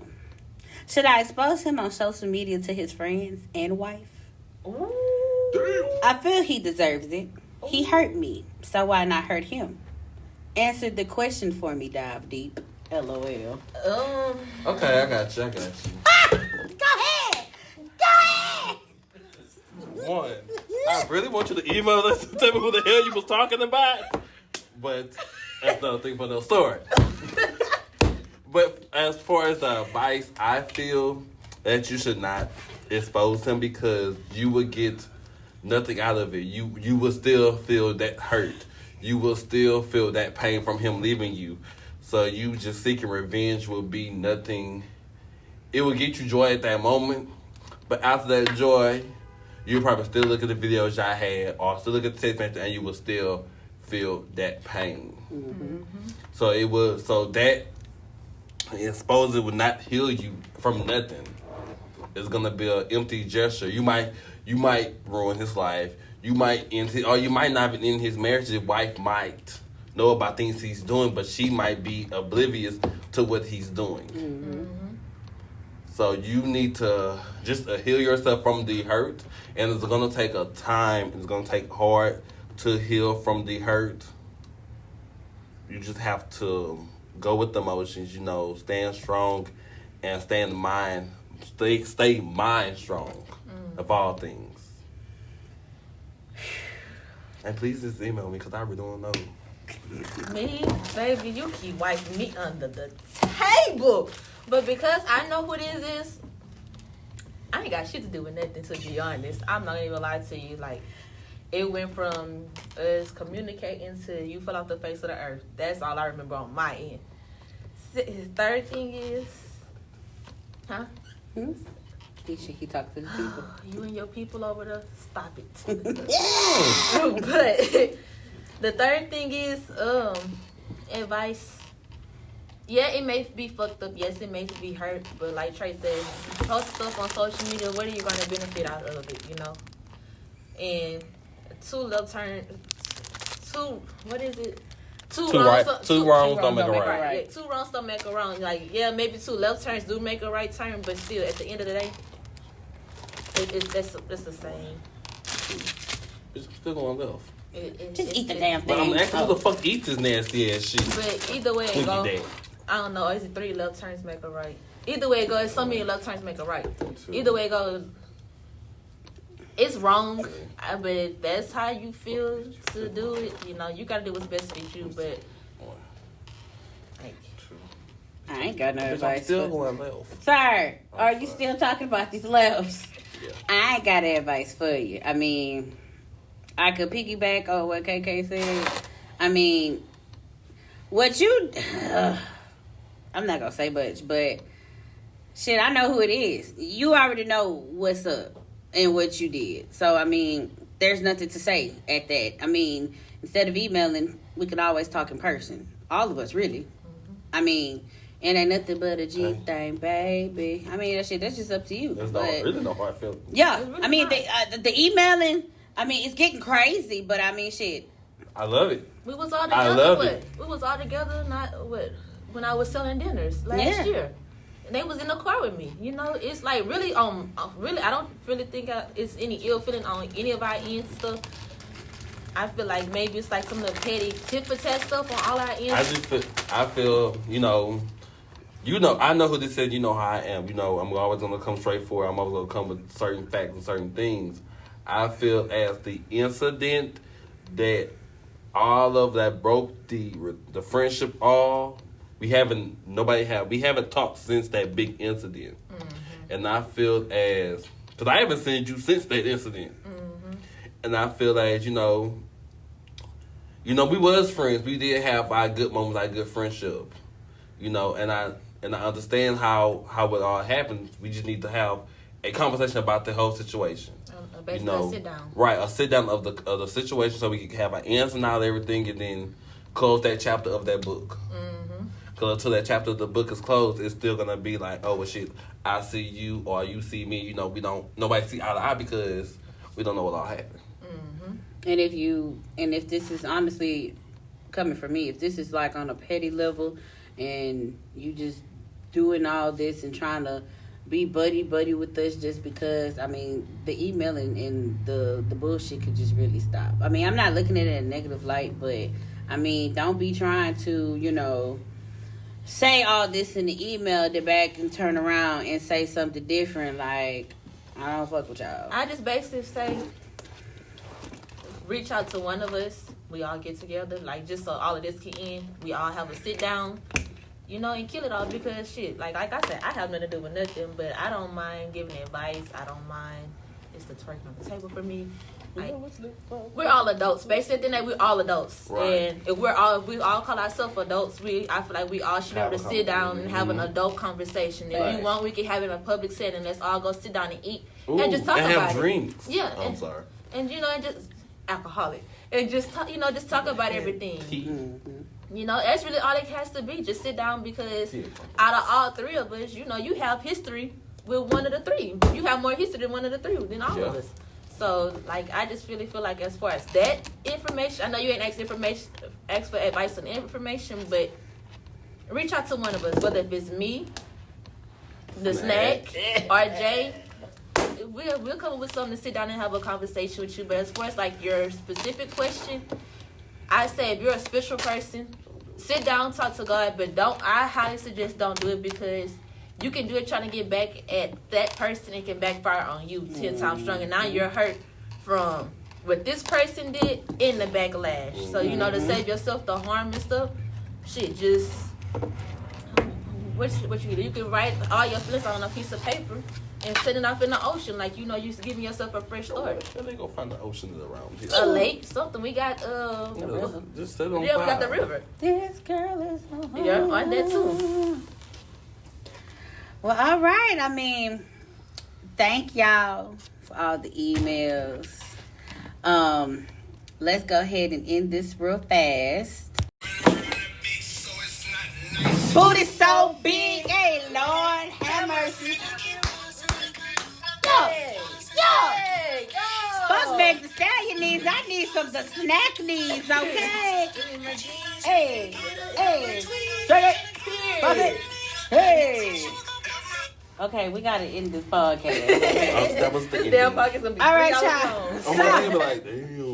So, y'all got any ending advice to give the young people? I mean, the people that's listening. First off, before y'all talk, I just want to say that we are at 855 downloads. So that means what? The congregation has a message. We don't we care. I'm pretty sure they don't count me downloads we had. They probably do. They don't. Well, from the emails, they actually give a fuck about us. So I think they would give a fuck about that. But y'all, this just signifies, I probably still said it wrong, that y'all give a fuck about the Dive Deep podcast. Thank you. Yeah. Like, words can't explain. Like, There she goes. y'all know I'm about to She get go. sentimental. Words can't explain. Oh, shit, what? Okay, I'm going to wrap it up. Words can't explain. Thank y'all so much. I locked that bitch up and everything. But my advice for y'all is stay blessed. Love yourselves. Y'all know my favorite saying, love yourselves. Self-love is the best thing that God ever invented in this world. It's the tweaking my shit again. You got any advice? The last time I gave advice, I gave right front to back. And, cause you keep your bullshit in the back. And this time I'm going to give, remember, always think about why is your rear through mirror smaller than your windshield? Because everything in their back is not supposed to be looked at in the front. I love that. Period. Well, dang, you should have went out the Say, girl, that emailed us. You hear your man over here giving that wisdom. I don't know, because my sister-in-law was just emailing us too, so I'm just Torn in between the two. Any advice, K-Baby? No, I mean, shoot, I gave all the advice I had during the podcast. Keep emailing us. I'm just saying, keep emailing us. And just to rectify, the Dive will be having we will be bringing out products with our labels on it. Yes! Oh, yes, coming soon. Coming soon. And we are still doing the butter giveaway. We are not giving away fucking butter. That butter. Look at that butter. But we are coming out with some, what is it? Shirts. merch. Yeah, thank with you. buds. We coming out with merch, so y'all stay tuned. Please stay tuned, and we might pop up on YouTube, not face to face, but our actual videos will be on YouTube. So if they don't look at nothing else, it'll pop up on YouTube. Just got to figure that out. I said that last time, but I'm gonna figure it out. So we can do videos. We all look homeless. But I mean, hell, it's showing who we are. True. Yeah. What's the point of dressing up? So y'all get to see us. So I mean, y'all stay tuned because season 3, It's on the making, y'all, honey. season 3 is about to be a motherfucking We're gonna have movie. Usher on there just to give a hint of a hint. Well, bitch, please show me Usher, cause I'm I trying can't to tell read. you. I want to stand next to him sing nice and slow. But all right, y'all. This was a really good ass episode, and trust me, there's more to come. This is going to be J. Marie. K baby. And the snack then- is coming out with a remix. Bitch, what's the remix?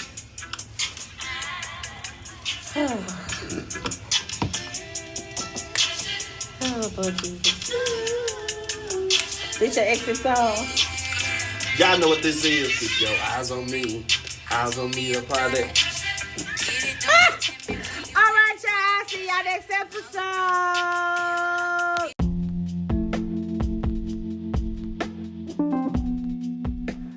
So everyone's been asking, Dive Deep is doing so good. Where are y'all recording y'all stuff from? What's going on? How did y'all start? Well, if you haven't heard about Anchor, it's the easiest way to make a podcast. Let me talk to y'all. It's free. There are creation tools that allow you to record and edit your podcast right from your phone or your computer. We've been doing it from my iPad, and let me tell you, it's bomb. Anchor will distribute your podcast for you so it can be heard on Spotify, Apple Podcasts, and many more. You can also make money from your podcast with no minimum listenership. It's everything you need in a podcast in one place. So you guys make sure you guys download the free Anchor app or go to Anchor FM to get started.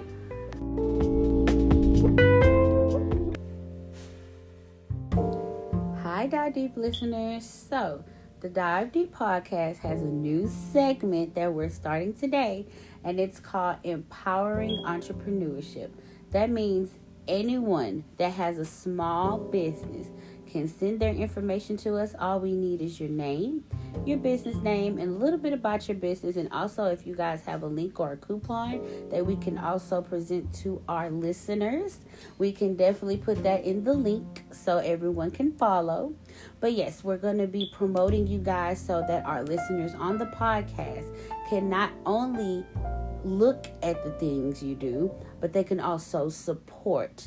They can also buy your products, all of that. So today we will be empowering Devonna Harris. And Devonna Harris has a small business called Beautiful Butterflies by Vaughn. That's V as in violin, O-N-N. Beautiful Butterflies by Vaughn is a small crafting business where she creates beautiful handmade pieces of art. Pieces include all occasion door wreaths, wall art, gift baskets, wedding bouquets, flower arrangements, and so much more. She's always been a fan of art, and she loves art, and she's pretty good with her hands. So she started gifting these items to her family members. Once she kept doing it and started gifting them, she decided that she was going to make it into a business. Now, what I need y'all to do, I need y'all to go find her on Facebook. Her name again is Beautiful Butterflies by Vaughn, with a V, not with a B, V-O-N-N. And when y'all go on her page, make sure y'all tag us and say hashtag Dive Deep something here. All right, you guys. See y'all next episode.